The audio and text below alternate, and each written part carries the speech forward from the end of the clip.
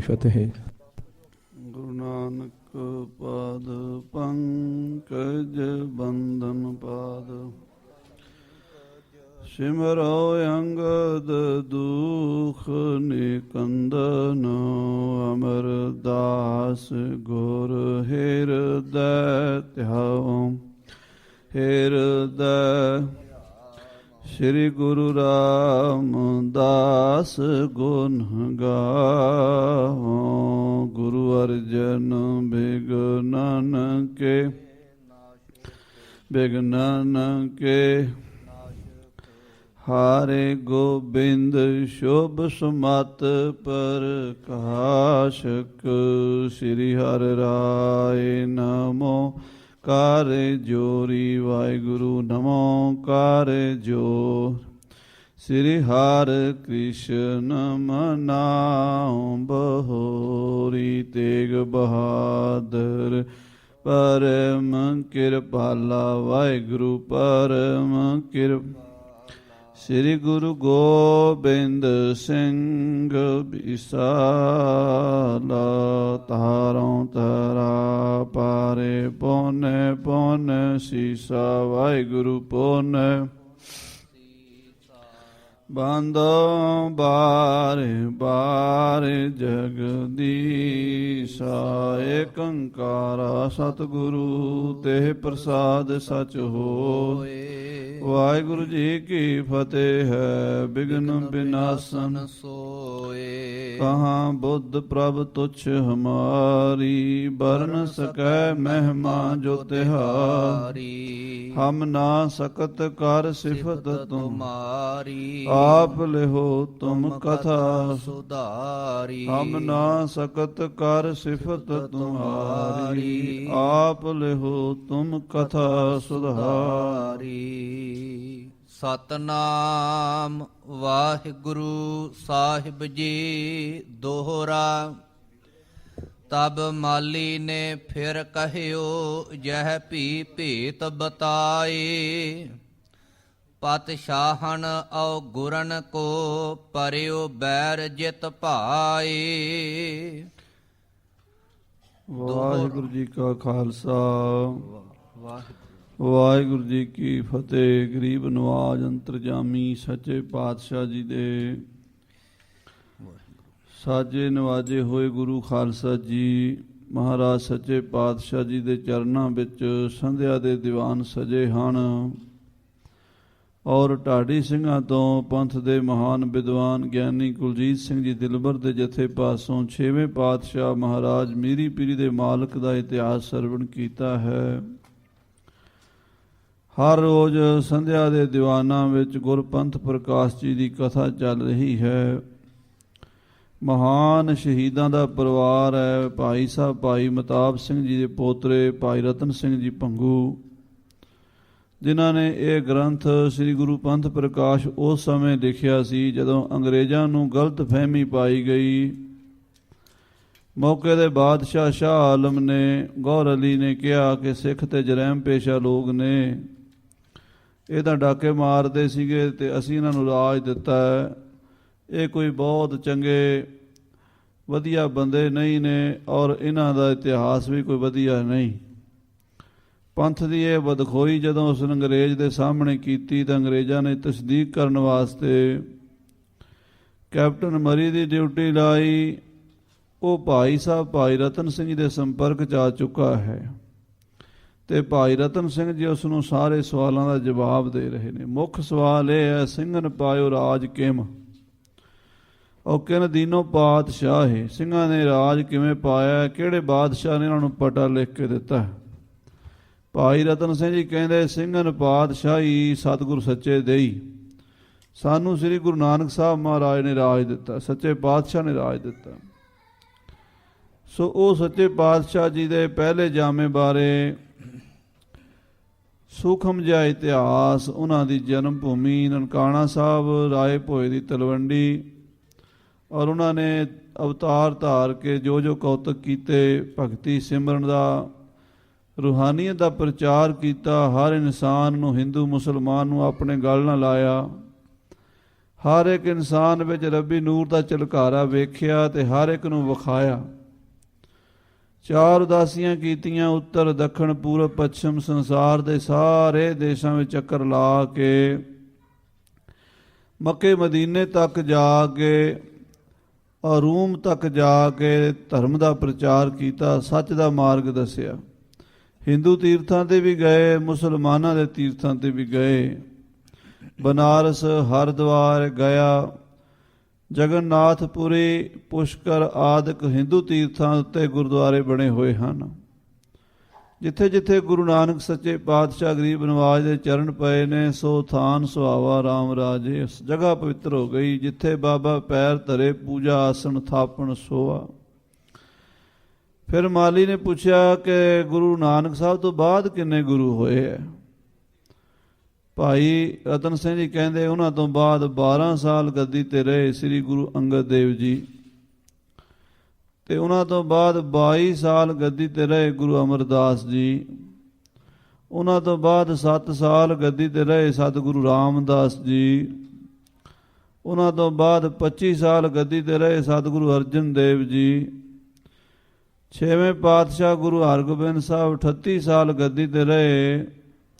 ਮੇਰੀ ਪੀਰੀ ਦੀਆਂ ਤੇਗਾਂ ਧਾਰਨ ਕਰਕੇ ਭਗਤੀ ਨਾਲ ਸ਼ਕਤੀ ਨੂੰ ਜੋੜਿਆ, ਸ਼ਾਂਤੀ ਨਾਲ ਕ੍ਰਾਂਤੀ ਨੂੰ ਜੋੜਿਆ, ਤੇ ਜ਼ਾਲਮਾਂ ਨੇ ਉਹਨਾਂ ਨੂੰ ਦਬਾਉਣ ਵਾਸਤੇ ਜ਼ੁਲਮ ਦੀ ਹਨੇਰੀਆਂ ਝੁਲਾ ਦਿੱਤੀਆਂ। ਵੱਡੇ ਭਾਰੀ 4 ਮਹਾਨ ਜੰਗ ਹੋਏ, ਸਤਿਗੁਰਾਂ ਦੀ ਜਿੱਤ ਹੋਈ। 38 ਸਾਲ ਦੀ ਗੁਰਤਾ ਗੱਦੀ ਕਰਕੇ ਗੁਰੂ ਸਾਹਿਬ ਜੀ ਮਹਾਰਾਜ ਲਗਭਗ 49 ਸਾਲ ਦੀ ਅਵਸਥਾ ਦੇ ਵਿੱਚ ਸ੍ਰੀ ਕੀਰਤਪੁਰ ਸਾਹਿਬ ਸੱਚਖੰਡ ਪਿਆਨਾ ਕਰ ਗਏ। ਉਹਨਾਂ ਤੋਂ ਬਾਅਦ 17 ਸਾਲ ਗੱਦੀ ਤੇ ਰਹੇ ਸਤਿਗੁਰੂ ਹਰ ਰਾਏ ਸਾਹਿਬ ਜੀ। ਉਹਨਾਂ ਤੋਂ ਬਾਅਦ 3 ਸਾਲ ਗੁਰੂ ਹਰਕ੍ਰਿਸ਼ਨ ਸਾਹਿਬ ਜੀ ਗੱਦੀ ਤੇ ਆਏ। ਉਹਨਾਂ ਨੂੰ ਦਿੱਲੀ ਸੱਦਿਆ ਬਾਦਸ਼ਾਹ ਔਰੰਗਜ਼ੇਬ ਨੇ। ਸਤਿਗੁਰਾਂ ਦਾ ਪਰਨ ਸੀ ਵੀ ਅਸੀਂ ਮਲੇਸ਼ ਦੇ ਮੱਥੇ ਨਹੀਂ ਲੱਗਣਾ। ਜਿਸ ਨੇ ਆਪਣੇ ਹੀ ਪਰਿਵਾਰ ਨੂੰ ਕਤਲ ਕਰ ਦਿੱਤਾ ਹੋਵੇ ਰਾਜ ਪਿੱਛੇ, ਉਹਨੂੰ ਦਰਸ਼ਨ ਨਹੀਂ ਦੇਣੇ। ਸੋ ਗੁਰੂ ਸਾਹਿਬ ਦਿੱਲੀ ਜਾ ਕੇ ਵੀ ਔਰੰਗਜ਼ੇਬ ਨੂੰ ਦਰਸ਼ਨ ਨਹੀਂ ਦਿੱਤੇ। ਗੁਰੂ ਹਰਕ੍ਰਿਸ਼ਨ ਸਾਹਿਬ ਜੀ ਮਹਾਰਾਜ 8ਵੇਂ ਪਾਤਸ਼ਾਹ ਨੇ ਦਿੱਲੀ ਬੰਗਲਾ ਸਾਹਿਬ ਬਹੁਤ ਸਮਾਂ ਨਿਵਾਸ ਕੀਤਾ ਤੇ ਬਾਲਾ ਸਾਹਿਬ ਜਾ ਕੇ ਸੱਚਖੰਡ ਪਿਆਨਾ ਕੀਤਾ। ਉੱਥੇ ਹੀ ਉਹਨਾਂ ਦਾ ਅੰਗੀਠਾ ਬਣਿਆ ਹੈ। ਫਿਰ ਉਹਨਾਂ ਤੋਂ ਬਾਅਦ ਸਤਿਗੁਰੂ ਤੇਗ ਬਹਾਦਰ ਹਿੰਦ ਦੀ ਚਾਦਰ 9ਵੇਂ ਪਾਤਸ਼ਾਹ 11 ਸਾਲ ਗੁਰਤਾ ਗੱਦੀ ਨੂੰ ਭਾਗ ਲਾਏ ਤੇ ਧਰਮ ਹੇਤ ਸਾਕਾ ਜਿਨ ਕੀਆ ਸੀਸ ਦੀਆ ਪਰ ਸਿਰ ਨਾ ਦੀਆ।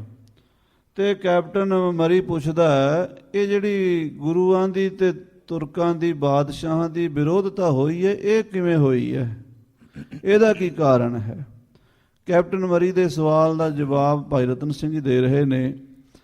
ਕਿਉਂਕਿ ਕਥਾ ਪੰਥ ਦੀ ਆਉਣੀ ਹੈ। ਪੰਥ ਖਾਲਸੇ ਦੀ ਉਤਪਤੀ ਕਿਉਂ ਹੋਈ ਤੇ ਪੰਥ ਨੇ ਰਾਜ ਕਿਵੇਂ ਪ੍ਰਾਪਤ ਕੀਤਾ, ਉਹ ਪਿੱਛੇ ਜਿਹੜੇ 10 ਪਾਤਸ਼ਾਹੀਆਂ ਦਾ ਭੂਮਿਕਾ ਹੈ ਉਹਦੇ ਵਿੱਚ ਉਹ ਵੀ ਦੱਸਣੀ ਜ਼ਰੂਰੀ ਸੀਗੀ। ਤੇ ਨਾਲ ਨਾਲ ਉਹ ਕਹਿ ਵੀ ਰਹੇ ਨੇ ਵੀ ਜੇ ਤੂੰ ਪੂਰਾ ਇਤਿਹਾਸ ਪੜ੍ਹਨਾ ਤਾਂ ਹੋਰ ਗ੍ਰੰਥਾਂ 'ਚੋਂ ਪੜ੍ਹ ਲੈ। ਬੜੇ ਪੁਰਾਣੇ ਗ੍ਰੰਥ ਮੌਜੂਦ ਨੇ, ਉਹਨਾਂ ਵਿੱਚ ਗੁਰੂਆਂ ਦੀ ਕਥਾ ਹੈ, ਉੱਥੋਂ ਪੜ੍ਹ ਲੈ। ਮੈਂ ਤੈਨੂੰ ਪੰਥ ਦੀ ਦੱਸ ਰਿਹਾ ਹਾਂ। ਸੋ ਹੁਣ ਪੰਥ ਖਾਲਸੇ ਦੀ ਉਤਪਤੀ ਦਾ ਸਮਝੋ ਆਰੰਭ ਕਿਵੇਂ ਹੋਇਆ। ਔਰੰਗਜ਼ੇਬ ਦੇ ਜ਼ੁਲਮਾਂ ਨੇ ਬਹੁਤ ਜ਼ਿਆਦਾ ਇਸ ਗੱਲ ਵਿੱਚ ਯੋਗਦਾਨ ਪਾਇਆ ਤੇ ਸਤਿਗੁਰੂ ਕਲਗੀਧਰ ਪਾਤਸ਼ਾਹ ਮਹਾਰਾਜ ਨੇ ਖਾਲਸੇ ਦੀ ਸਿਰਜਣਾ ਕੀਤੀ। ਉਹ ਕਥਾ ਭਾਈ ਰਤਨ ਸਿੰਘ ਜੀ ਬਿਆਨ ਕਰਦੇ ਆ। ਪਿਆਰ ਨਾਲ ਸਰਵਣ ਕਰੀਏ, ਸਾਰੀ ਸੰਗਤ ਆਖੀਏ ਸਤਿਨਾਮ ਸ੍ਰੀ ਵਾਹਿਗੁਰੂ ਸਾਹਿਬ ਜੀ। ਸਤਿਨਾਮ ਸ੍ਰੀ ਵਾਹਿਗੁਰੂ ਸਾਹਿਬ ਜੀ। ਦੋਹਰਾ ਤਬ ਮਾਲੀ ਨੇ ਫਿਰ ਕਹਿਓ ਯਹ ਭੀ ਭੇਤ ਬਤਾਏ। ਕੈਪਟਨ ਮਰੀ ਕਹਿਣ ਲੱਗਾ ਭਾਈ ਰਤਨ ਸਿੰਘ ਜੀ ਸਾਨੂੰ ਇਹ ਵੀ ਭੇਤ ਵਾਲੀ ਗੱਲ ਸਮਝਾਓ। ਪਤ ਸ਼ਾਹਨ ਔ ਗੁਰਨ ਕੋ ਪਰਿਓ ਬੈਰ ਜਿਤ ਭਾਏ। ਦਿੱਲੀ ਦੇ ਬਾਦਸ਼ਾਹਾਂ ਦਾ ਤੇ ਗੁਰੂ ਨਾਨਕ ਦੇ ਘਰ ਦਾ ਆਪਸ ਵਿੱਚ ਵੈਰ ਕਿਉਂ ਪੈ ਗਿਆ, ਵਿਰੋਧਤਾ ਕਿਉਂ ਹੋ ਗਈ? ਹਾਲਾਂਕਿ ਬਾਬਰ ਨੇ ਸਤਿਗੁਰਾਂ ਕੋਲੋਂ 7 ਪੁਸਤਾਂ ਦਾ ਰਾਜ ਮੰਗ ਕੇ ਲਿਆ ਸੀ। ਗੁਰੂ ਨਾਨਕ ਸਾਹਿਬ ਦੇ ਆਸ਼ੀਰਵਾਦ ਨਾਲ ਬਾਬਰ ਹਿੰਦੁਸਤਾਨ ਦਾ ਬਾਦਸ਼ਾਹ ਬਣਿਆ, ਪਰ ਬਾਅਦ ਵਿੱਚ ਵਿਰੋਧੀ ਕਿਉਂ ਬਣ ਗਏ? ਚਾਉ ਪਈ ਤਬ ਮੈਂ ਉਸ ਕੋ ਭੇਤ ਬਤਾਇਓ। ਤਾਂ ਫਿਰ ਭਾਈ ਰਤਨ ਸਿੰਘ ਜੀ ਕੈਪਟਨ ਮਰੀ ਨੂੰ ਇਹ ਭੇਦ ਦੀ ਗੱਲ ਇਉਂ ਦੱਸਦੇ ਨੇ। ਗੁਰੂਆਂ ਸੋ ਜਿਮ ਉਨੈ ਕਮਾਇਓ। ਉਹ ਕਹਿੰਦੇ ਜੋ ਗੁਰੂਆਂ ਦੇ ਨਾਲ ਮੁਗਲਾਂ ਬਾਦਸ਼ਾਹਾਂ ਨੇ ਧੱਕੇ ਕੀਤੇ ਹਨ, ਉਹਦੇ ਕਾਰਨ ਕੀ ਬਣੇ ਨੇ ਸੋ ਦੱਸਦੇ ਹਾਂ। ਕਦੇ ਰਾਜੀ ਕਦੇ ਗੁੱਸੇ ਰਹਾਵੈ। ਇਹ ਜਦੋਂ ਦਾ ਸਤਿਗੁਰਾਂ ਦਾ ਘਰ ਗੁਰਤਾ ਗੱਦੀ ਤੇ ਗੁਰੂ ਨਾਨਕ ਸਾਹਿਬ ਮਹਾਰਾਜ ਦਾ ਪ੍ਰਤਾਪ ਵਧਿਆ, ਮੁਗਲਾਂ ਦੀ ਸਰਕਾਰ ਕਦੇ ਗੁਰੂ ਸਾਹਿਬ ਨਾਲ ਰਾਜੀ ਹੋ ਜਾਂਦੀ ਸੀ, ਕਦੀ ਨਾਰਾਜ਼ ਹੋ ਜਾਂਦੀ ਸੀ, ਪਰ ਜ਼ਿਆਦਾਤਰ ਜਹਾਂਗੀਰ ਦੇ ਸਮੇਂ ਆ ਕੇ ਗੱਲ ਵਿਗੜੀ ਹੈ। ਜਹਾਂਗੀਰ ਦੇ ਕੋਲ ਸ਼ੇਖ ਅਹਿਮਦ ਸਰਹੰਦੀ ਨਾਮ ਦਾ ਇੱਕ ਸ਼ੇਖ ਸੀਗਾ, ਜਿਹੜਾ ਅਕਬਰ ਦੇ ਸਮੇਂ ਚਾਹੁੰਦਾ ਸੀ ਕਿ ਮੈਂ ਪੰਜਾਬ ਵਿੱਚ ਇਸਲਾਮੀ ਧਰਮ ਦਾ ਪ੍ਰਚਾਰ ਕਰਾਂ, ਹੋਰ ਕੋਈ ਧਰਮ ਨਾ ਰਵੇ। ਜਿੱਥੇ ਗੁਰਦੁਆਰਾ ਫਤਿਹਗੜ੍ਹ ਸਾਹਿਬ ਹੈ, ਫਤਿਹਗੜ੍ਹ ਸਾਹਿਬ ਗੁਰਦੁਆਰੇ ਤੋਂ ਅੱਧਾ ਕਿਲੋਮੀਟਰ ਤੁਸੀਂ ਪਠਾਣਾ ਦੀ ਬਸੀ ਵੱਲ ਜਾਓ ਤੇ ਸੱਜੇ ਹੱਥ ਰੋਜ਼ਾ ਸ਼ਰੀਫ ਹੈ। ਉਸ ਰੋਜ਼ਾ ਸ਼ਰੀਫ ਦੇ ਅੰਦਰ ਹੀ ਸ਼ੇਖ ਅਹਿਮਦ ਸਰਹੰਦੀ ਦੀ ਕਬਰ ਮੌਜੂਦ ਹੈ। ਇਹ ਸ਼ੇਖ ਅਹਿਮਦ ਸਰਹੰਦੀ ਜਿਹੜਾ ਸੀ ਬੜਾ ਮੁਤਸ਼ਬੀ ਕੱਟੜ ਸੀਗਾ। ਇਹ ਕਹਿੰਦਾ ਸੀ ਸਾਰੇ ਹਿੰਦ ਵਿੱਚ ਇਸਲਾਮ ਨੂੰ ਆਉਣਾ ਚਾਹੀਦਾ, ਪਰ ਅਕਬਰ ਦੇ ਸਮੇਂ ਉਹ ਗੱਲ ਚੱਲਦੀ ਨਹੀਂ ਸੀ। ਅਕਬਰ ਆਪਣੇ ਪੋਤਰੇ ਖੁਸਰੋ ਨੂੰ ਰਾਜ ਦੇਣ ਲਈ ਤਿਆਰ ਹੋਇਆ ਵੀ ਮੈਂ ਆਪਣੇ ਪੋਤਰੇ ਖੁਸਰੋ ਨੂੰ ਰਾਜ ਦਿਆਂਗਾ, ਤੇ ਜਹਾਂਗੀਰ ਨੂੰ ਇਹਨਾਂ ਲੋਕਾਂ ਨੇ ਭੜਕਾਤਾ ਵੀ ਤੂੰ ਤੇ ਤੇਰਾ ਤੇ ਰਾਜ ਨਹੀਂ ਬਣਨਾ, ਤੇਰੇ ਪੁੱਤਰ ਨੂੰ ਮਿਲ ਜਾਣਾ। ਜਹਾਂਗੀਰ ਨੇ ਇਹਨਾਂ ਲੋਕਾਂ ਨਾਲ ਗੱਲ ਕੀਤੀ, ਸਾਨੂੰ ਮੈਨੂੰ ਕਿਵੇਂ ਰਾਜ ਮਿਲ ਸਕਦਾ? ਉਹ ਕਹਿੰਦੇ ਜੇ ਤੂੰ ਸਾਡੀ ਗੱਲ ਮੰਨੇ ਤੈਨੂੰ ਰਾਜ ਦਵਾ ਦਿਆਂਗੇ। ਕੀ ਗੱਲ ਹੈ? ਸ਼ੇਖ ਅਹਿਮਦ ਸਰਹੰਦੀ ਨੇ ਕਿਹਾ ਜੇ ਤੂੰ ਬਾਦਸ਼ਾਹ ਬਣ ਗਿਆ ਤੇ ਤੈਨੂੰ ਜਿਹੜੇ ਰੋੜੇ ਹਨ ਇਸਲਾਮ ਦੇ ਰਸਤੇ 'ਚ ਚੁਗਣੇ ਪੈਣਗੇ। ਯਾਨੀ ਜਿਹੜੇ ਲੋਕ ਇਸਲਾਮ ਦਾ ਪ੍ਰਚਾਰ ਕਰਨ ਵਿੱਚ ਦਿੱਕਤ ਖੜੀ ਕਰ ਰਹੇ ਨੇ, ਉਹਨਾਂ ਦਾ ਇਸ਼ਾਰਾ ਸੀ ਗੁਰੂ ਅਰਜਨ ਦੇਵ ਜੀ ਵੱਲ। ਗੁਰੂ ਅਰਜਨ ਦੇਵ ਜੀ ਦੇ ਬਹੁਤ ਸਾਰੇ ਮੁਸਲਮਾਨ ਵੀ ਸੇਵਕ ਬਣ ਗਏ ਸਨ। ਸੁਖਮਣੀ ਸਾਹਿਬ ਪੜ੍ਹਨ ਲੱਗ ਪਏ, ਖੁਦ ਸਾਈਂ ਮੀਆਂ ਮੀਰ ਜੀ ਪੜ੍ਹਨ ਲੱਗ ਪਏ ਬਾਣੀ। ਤੇ ਇਹ ਲੋਕ ਜਿਹੜੇ ਹਨ ਇਹ ਸਾਡੇ ਇਸਲਾਮ ਦਾ ਪ੍ਰਚਾਰ ਨਹੀਂ ਹੋਣ ਦਿੰਦੇ, ਗੁਰੂ ਅਰਜਨ ਸਾਹਿਬ ਨੂੰ ਸ਼ਹੀਦ ਕੀਤਾ ਜਾਵੇਗਾ। ਜਹਾਂਗੀਰ ਨੇ ਹਾਮੀ ਭਰ ਦਿੱਤੀ। ਜਹਾਂਗੀਰ ਨੇ ਕਿਤਾਬ ਲਿਖੀ ਹੈ, ਉਹਦਾ ਨਾਮ ਹੈ ਤੁਜ਼ਕੇ ਜਹਾਂਗੀਰੀ। ਉਹਨੇ ਆਪਣੀ ਡਾਇਰੀ ਲਿਖੀ ਹੈ। ਉਹ ਜਹਾਂਗੀਰ ਦੀ ਜਿਹੜੀ ਜ਼ਿੰਦਗੀ ਹੈ ਉਹਦੇ ਵਿੱਚ ਉਹਨੇ ਲਿਖਿਆ ਹੈ ਵੀ ਗੋਇੰਦਵਾਲ ਦੇ ਕਿਨਾਰੇ, ਬਿਆਸਾ ਦੇ ਕਿਨਾਰੇ ਗੋਇੰਦਵਾਲ ਨਗਰ ਦੇ ਵਿੱਚ ਅਰਜਨ ਮਲ ਨਾਮੀ ਗੁਰੂ ਰਹਿੰਦਾ ਸੀ, ਜੋ ਆਪਣੇ ਆਪ ਨੂੰ ਬੜਾ ਸੇਖ ਤੇ ਬੜਾ ਸੰਤ ਤੇ ਪੀਰ ਕਹਾਉਂਦਾ ਸੀ। ਔਰ ਪੀਰਾਂ ਦੇ ਲਿਬਾਸ ਵਿੱਚ, ਮਹਾਂਪੁਰਸ਼ਾਂ ਦੇ ਰੂਪ ਵਿੱਚ ਉਹਨੇ ਆਪਣੀ ਝੂਠ ਦੀ ਦੁਕਾਨ 3-4 ਪੁਸਤਾਂ ਤੋਂ ਚਲਾਈ ਹੋਈ ਸੀ। ਤੇ ਮੇਰੇ ਕੋਲ ਸ਼ਿਕਾਇਤਾਂ ਪਹੁੰਚ ਰਹੀਆਂ ਸਨ ਤੇ ਮੈਂ ਉਸ ਦੁਕਾਨੇ ਬਾਤਲ ਨੂੰ ਬੰਦ ਕਰਨਾ ਚਾਹੁੰਦਾ ਸੀ। ਅਚਾਨਕ ਖੁਸਰੋ ਗੋਇੰਦਵਾਲ ਤੋਂ ਲੰਘਿਆ ਤੇ ਗੁਰੂ ਅਰਜਨ ਨੇ ਉਹਦੇ ਮੱਥੇ ਤੇ ਤਿਲਕ ਲਾ ਕੇ ਉਹਨੂੰ ਹਿੰਦੁਸਤਾਨ ਦਾ ਬਾਦਸ਼ਾਹ ਹੋਣ ਦਾ ਵਰਦਾਨ ਦਿੱਤਾ। ਇਸ ਗੱਲ ਦੀ ਜਦੋਂ ਮੇਰੇ ਕੋਲ ਸ਼ਿਕਾਇਤ ਆਈ ਤਾਂ ਮੈਂ ਗੁਰੂ ਅਰਜਨ ਨੂੰ ਗ੍ਰਿਫਤਾਰ ਕਰਨ ਦਾ ਹੁਕਮ ਮੁਰਤਜ਼ਾ ਖਾਨ ਨੂੰ ਦੇ ਕੇ ਉਹਦੇ ਬਾਲ ਬੱਚੇ ਨੂੰ ਤੇ ਉਹਦੇ ਘਰ ਘਾਟ ਨੂੰ ਜ਼ਬਤ ਕਰਨ ਦਾ ਹੁਕਮ ਦਿੱਤਾ। ਇੱਦਾਂ ਦੀ ਗੱਲ ਜਹਾਂਗੀਰ ਦੀ ਆਪਣੀ ਕਿਤਾਬ ਤੁਜ਼ਕੇ ਜਹਾਂਗੀਰ 'ਚ ਲਿਖੀ ਹੈ। ਸੋ ਜਹਾਂਗੀਰ ਤੋਂ ਆ ਕੇ ਤਾਂ ਗੁਰੂ ਘਰ ਨਾਲ ਵਿਗਾੜ ਪੈਣਾ ਸ਼ੁਰੂ ਹੋ ਗਿਆ। ਗੁਰੂ ਅਰਜਨ ਸਾਹਿਬ ਦੀ ਸ਼ਹੀਦੀ ਤੋਂ ਬਾਅਦ ਸਤਿਗੁਰੂ ਮਹਾਰਾਜ 6ਵੇਂ ਪਾਤਸ਼ਾਹ ਜੀ ਨੂੰ ਗਵਾਲੀਅਰ ਦੇ ਕਿਲ੍ਹੇ 'ਚ ਭੇਜਿਆ ਗਿਆ। ਉੱਥੋਂ ਸਤਿਗੁਰੂ ਜਦੋਂ ਬਾਹਰ ਆਏ, ਜਹਾਂਗੀਰ ਨੂੰ ਸਮਝ ਆਈ, ਉਹਨੇ ਮਹਾਰਾਜ ਦੇ ਕੋਲੋਂ ਤੇ ਮਾਤਾ ਗੰਗਾ ਜੀ ਕੋਲੋਂ ਗੁਰੂ ਅਰਜਨ ਸਾਹਿਬ ਦੀ ਸ਼ਹੀਦੀ ਦੀ ਮਾਫੀ ਵੀ ਮੰਗੀ। ਇਹ ਵੀ ਕਥਾ ਜਗਤ ਪ੍ਰਸਿੱਧ ਹੈ। ਬਾਬਾ ਸ੍ਰੀ ਚੰਦ ਜੀ ਨੇ ਔਰ ਸਾਈਂ ਮੀਆਂ ਮੀਰ ਜੀ ਨੇ ਬਾਦਸ਼ਾਹ ਦੀਆਂ ਅੱਖਾਂ ਖੋਲੀਆਂ ਬਹੁਤ ਕਰੜੇ ਸ਼ਬਦਾਂ ਨਾਲ। ਸਾਈਂ ਮੀਆਂ ਮੀਰ ਜੀ ਨੇ ਵੀ ਸਮਝਾਇਆ ਵੀ ਤੂੰ ਗੁਨਾਹ ਕੀਤਾ ਹੈ, ਤੇ ਬਾਬਾ ਸ੍ਰੀ ਚੰਦ ਜੀ ਨੂੰ ਬੁਲਾਇਆ ਸੀ ਲਾਹੌਰ ਜਹਾਂਗੀਰ ਨੇ ਆਪਣੀ ਕਚਹਿਰੀ ਦੇ ਵਿੱਚ। ਤੇ ਬਾਬਾ ਸ੍ਰੀ ਚੰਦ ਜੀ ਨੇ ਬਾਦਸ਼ਾਹ ਜਹਾਂਗੀਰ ਦੀ ਝਾੜ ਪਾਈ ਸੀ ਵੀ ਤੂੰ ਕੀ ਬਣਿਆ ਫਿਰਦਾ, ਸੱਚੇ ਪਾਤਸ਼ਾਹ ਨੂੰ ਤਵੀਆਂ ਤੇ ਬਿਠਾਇਆ ਹੈ। ਜਹਾਂਗੀਰ ਨੇ ਮਾਤਾ ਗੰਗਾ ਜੀ ਕੋਲੋਂ, ਗੁਰੂ ਹਰਗੋਬਿੰਦ ਸਾਹਿਬ ਕੋਲੋਂ ਸ੍ਰੀ ਅੰਮ੍ਰਿਤਸਰ ਜਾ ਕੇ ਮਾਫੀ ਮੰਗੀ। ਫਿਰ ਸੁਲ੍ਹਾ ਹੋ ਗਈ, ਆਪਸ 'ਚ ਵਰਤਾਰਾ ਠੀਕ ਹੋ ਗਿਆ। ਪਰ ਜਹਾਂਗੀਰ ਦੀ ਮੌਤ ਤੋਂ ਬਾਅਦ 1629 ਤੋਂ ਬਾਅਦ ਜਿਹੜਾ ਬਾਦਸ਼ਾਹ ਬਣਿਆ ਸ਼ਾਹਜਹਾਨ ਬਾਦਸ਼ਾਹ ਨੇ ਫਿਰ 4 ਵਾਰੀ ਗੁਰੂ ਘਰ ਤੇ ਅਟੈਕ ਕੀਤੇ। 4 ਲੜਾਈਆਂ, ਇੱਕ ਸ੍ਰੀ ਅੰਮ੍ਰਿਤਸਰ ਦੀ ਧਰਤੀ ਤੇ ਹੋਈ, ਦੂਸਰੀ ਜੰਗ ਸ੍ਰੀ ਹਰਗੋਬਿੰਦਪੁਰੇ ਹੋਈ, ਤੀਸਰੀ ਸ੍ਰੀ ਮਹਾਰਾਜ ਹੋਈ ਤੇ ਚੌਥੀ ਸ੍ਰੀ ਕਰਤਾਰਪੁਰ ਸਾਹਿਬ ਹੋਈ। 4 ਜੰਗਾਂ ਤੋਂ ਬਾਅਦ ਸ਼ਾਹਜਹਾਨ ਦੀ ਵੀ ਅਕਲ ਟਿਕਾਣੇ ਆ ਗਈ ਵੀ ਇਹਦਾ ਸੱਚਾ ਘਰ ਹੈ, ਇਹਦੇ ਨਾਲ ਮੱਥਾ ਲਾ ਕੇ ਮੱਥਾ ਹੀ ਭਨਵਾਉਣ ਵਾਲੀ ਗੱਲ ਹੈ। ਹਰ ਵਾਰੀ ਮੇਰੀ ਹਾਰ ਹੁੰਦੀ ਹੈ। ਸੋ ਸ਼ਾਹਜਹਾਨ ਨੂੰ ਉਦੋਂ ਲੋੜ ਪਈ ਗੁਰੂ ਘਰ ਦੀ, ਜਦੋਂ ਉਹਦੇ ਪੁੱਤਰ ਦਾਰਾ ਸ਼ਿਕੋਹ ਨੂੰ ਔਰੰਗਜ਼ੇਬ ਵੀ ਸ਼ਾਹਜਹਾਨ ਦਾ ਪੁੱਤਰ ਸੀ, ਛੋਟਾ ਤੇ ਵੱਡਾ ਸੀ ਦਾਰਾ ਸ਼ਿਕੋਹ, ਆਪਣੇ ਵੱਡੇ ਭਰਾ ਨੂੰ ਮਾਰਨ ਵਾਸਤੇ ਸ਼ੇਰ ਦੀਆਂ ਮੁੱਛਾਂ ਦੇ ਵਾਲ ਚਾਵਲਾਂ 'ਚ ਪਾ ਕੇ ਖਵਾ ਦਿੱਤੇ। ਦਾਰਾ ਸ਼ਿਕੋਹ ਬਿਮਾਰ ਹੋ ਗਿਆ। ਸਤਿਗੁਰੂ ਹਰਿਰਾਏ ਸਾਹਿਬ ਉਦੋਂ ਗੱਦੀ ਤੇ ਸਨ, ਉਹਨਾਂ ਦੇ ਚਰਨਾਂ ਵਿੱਚ ਬੇਨਤੀ ਕੀਤੀ। ਗੁਰੂ ਸਾਹਿਬ ਦੀ ਕਿਰਪਾ ਨਾਲ ਦਾਰਾ ਸ਼ਿਕੋਹ ਦੀ ਜਾਨ ਬਚੀ। ਲੰਮੀ ਕਥਾ ਹੈ। ਔਰੰਗਜ਼ੇਬ ਨੂੰ ਪਤਾ ਲੱਗਾ ਕਿ ਦਾਰਾ ਸ਼ਿਕੋਹ ਦੀ ਜਾਨ, ਮੇਰੇ ਭਾਈ ਦੀ ਜਾਨ ਯਾਨੀ ਮੇਰੇ ਦੁਸ਼ਮਣ ਦੀ ਜਾਨ ਬਚਾਈ ਗੁਰੂ ਹਰਿਰਾਏ ਸਾਹਿਬ ਨੇ। ਗੁਰੂ ਸਾਹਿਬ ਦਾ ਵਿਰੋਧੀ ਬਣ ਗਿਆ। ਉਸ ਨੇ ਗੁਰੂ ਹਰਿਰਾਏ ਸਾਹਿਬ ਨੂੰ ਦਿੱਲੀ ਸੱਦਿਆ ਵੀ ਤੁਸੀਂ ਦਿੱਲੀ ਆ ਕੇ ਮੈਨੂੰ ਮਿਲੋ। ਸਤਿਗੁਰੂ ਆਪ ਨਹੀਂ ਗਏ, ਆਪਣੇ ਵੱਡੇ ਸਾਹਿਬਜ਼ਾਦਾ ਬਾਬਾ ਰਾਮ ਰਾਏ ਜੀ ਨੂੰ ਭੇਜਿਆ, ਬੇਅੰਤ ਕਰਾਮਾਤਾਂ ਸ਼ਕਤੀਆਂ ਦੇ ਕੇ। ਜਦੋਂ ਸਤਿਗੁਰੂ ਹਰਿਰਾਏ ਸਾਹਿਬ ਜੋਤੀ ਜੋਤ ਸਮਾਏ, ਗੱਦੀ ਗੁਰੂ ਹਰਕ੍ਰਿਸ਼ਨ ਸਾਹਿਬ ਨੂੰ ਦਿੱਤੀ। ਫਿਰ ਔਰੰਗਜ਼ੇਬ ਨੇ ਸਤਿਗੁਰੂ ਹਰਕ੍ਰਿਸ਼ਨ ਸਾਹਿਬ ਜੀ ਨੂੰ ਦਿੱਲੀ ਸੱਦਿਆ। ਅੰਦਰ ਉਹਦੇ ਵਿਰੋਧਤਾ ਦੀ ਅੱਗ ਭੜਕਦੀ ਰਹੀ। ਸੋ ਉਹ ਗੱਲ ਹੁਣ ਕੈਪਟਨ ਮਰੀ ਪੁੱਛਦਾ ਹੈ ਵੀ ਇਹ ਵਿਰੋਧਤਾ ਕਿੱਥੋਂ ਕਿਵੇਂ ਸੁਲਗਦੀ ਰਹੀ ਹੈ ਤੇ ਕਿਵੇਂ ਵੱਧਦੀ ਰਹੀ ਹੈ।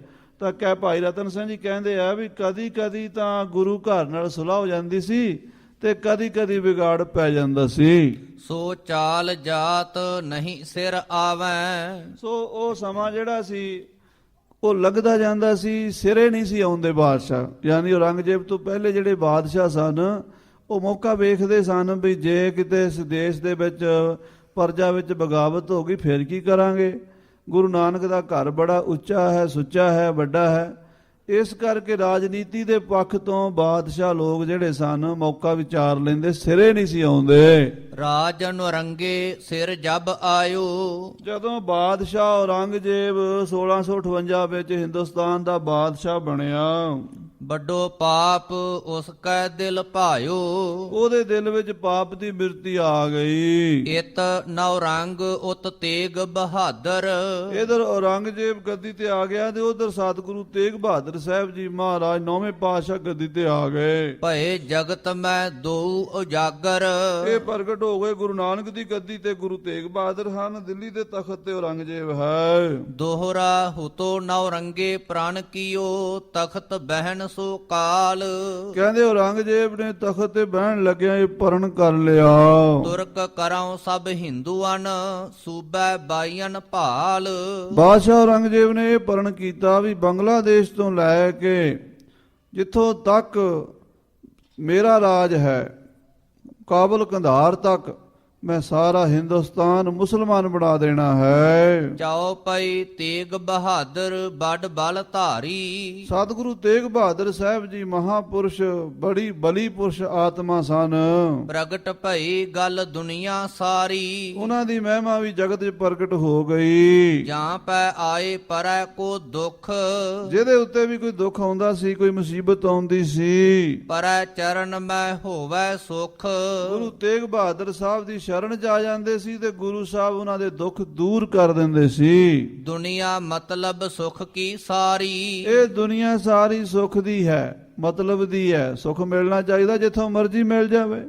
ਜਿੱਥੇ ਸੁੱਖ ਮਿਲਦਾ ਸਾਰੇ ਉੱਥੇ ਭੱਜ ਕੇ ਜਾਂਦੇ ਨੇ। ਆਵੈ ਸ਼ਰਣੀ ਜਿਹ ਭੈ ਹਾਰੀ। ਜਿਸ ਘਰ ਵਿੱਚ ਆ ਕੇ ਬੰਦੇ ਦਾ ਡਰ ਦੂਰ ਹੁੰਦਾ ਹੋਵੇ, ਜਿੱਥੇ ਜਾ ਕੇ ਚਿੰਤਾ ਮੁਕਤ ਹੋਈਏ, ਉੱਥੇ ਸਾਰੇ ਜਾਂਦੇ ਨੇ। ਲਗਤ ਚਰਨ ਹੋਏ ਤੁਰਤ ਸੁਖਾਰੈ। ਗੁਰੂ ਤੇਗ ਬਹਾਦਰ ਸਾਹਿਬ ਮਹਾਰਾਜ ਦੀ ਮਹਿਮਾ ਬਸਰ ਗਈ ਵੀ ਜਿਹੜਾ ਪੈਰੀ ਪੈਂਦਾ ਉਹ ਹੀ ਸੁਖੀ ਹੋ ਜਾਂਦਾ ਹੈ। ਪ੍ਰਗਟ ਭਈ ਜਹ ਗਲ ਜਗ ਸਾਰੈ। ਇਹ ਗੱਲ ਸਾਰੇ ਜਗਤ ਵਿੱਚ ਪ੍ਰਗਟ ਹੋ ਗਈ। ਦੋਹਰਾ ਚੱਲੀ ਕਹਾਵਤ ਸਭ ਜਗੈ, ਜਹ ਸਾਚੋ ਅਵਤਾਰ। ਇਹ ਗੱਲ ਸਾਰੇ ਜਗਤ ਵਿੱਚ ਚੱਲ ਪਈ ਵੀ ਇਹ ਕੋਈ ਸੱਚੇ ਅਵਤਾਰ ਮਹਾਪੁਰਸ਼ ਹਨ। ਸਰਣੀ ਆਵੈ ਜੋ ਉਸੈ, ਸੋ ਉਤਰੈ ਪਾਰ। ਜਿਹੜਾ ਗੁਰੂ ਤੇਗ ਬਹਾਦਰ ਦੀ ਪੈਰੀ ਪਏਗਾ, ਸ਼ਰਨ ਆਏਗਾ, ਉਹ ਪਾਰ ਉਤਰੇਗਾ। ਚਾਉ ਪਈ ਤਉ ਲਉ ਤੁਰਕਨ ਪਾਇਓ ਜੋਰ। ਉਧਰੋਂ ਤੁਰਕਾਂ ਨੇ, ਔਰੰਗਜ਼ੇਬ ਬਾਦਸ਼ਾਹ ਨੇ ਜ਼ੋਰ ਪਾ ਦਿੱਤਾ। ਮੁਸਲਮਾਨ ਕਰੈ ਹਿੰਦੂਆਂ ਟੋਰ। ਲੱਭ ਕੇ ਹਿੰਦੂਆਂ ਦੇ ਮੰਦਿਰ ਤੋੜੇ। 1100 ਮੰਦਿਰ ਮਥੁਰਾ ਸ਼ਹਿਰ 'ਚ ਤੋੜਿਆ ਇਕੱਲੇ 'ਚ। ਮਥੁਰਾ, ਪੁਸ਼ਕਰ, ਅਜਮੇਰ, ਜਿੰਨੇ ਸਥਾਨ ਸੀਗੇ ਔਰੰਗਜ਼ੇਬ ਨੇ ਸਾਰੇ ਹਿੰਦੂਆਂ ਦੇ ਢਾਹ ਦਿੱਤੇ।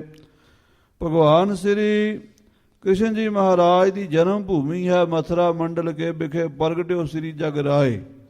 ਜਿੱਥੇ ਭਗਵਾਨ ਦਾ ਜਨਮ ਹੋਇਆ ਉਹ ਜਨਮ ਭੂਮੀ ਵੀ ਮੰਦਿਰ ਢਾਹ ਕੇ ਤੇ ਉੱਥੇ ਮਸਜਿਦ ਬਣਾਤੀ ਔਰੰਗਜ਼ੇਬ ਨੇ।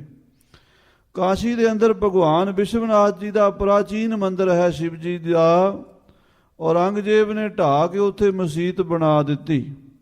ਹੋਰ ਬੜੇ ਬੜੇ ਪੁਰਾਣੇ ਪੁਸ਼ਕਰ ਬ੍ਰਹਮਾ ਦਾ ਪੁਰਾਣਾ ਮੰਦਿਰ, ਬਹੁਤ ਪੁਰਾਣਾ ਮੰਦਿਰ ਹੈ, ਉਹ ਵੀ ਢਾਹ ਕੇ 130 ਫੁੱਟ ਉੱਚਾ ਮੰਦਿਰ ਢਾਹ ਕੇ ਮਿੱਟੀ 'ਚ ਮਿਲਾ ਦਿੱਤਾ।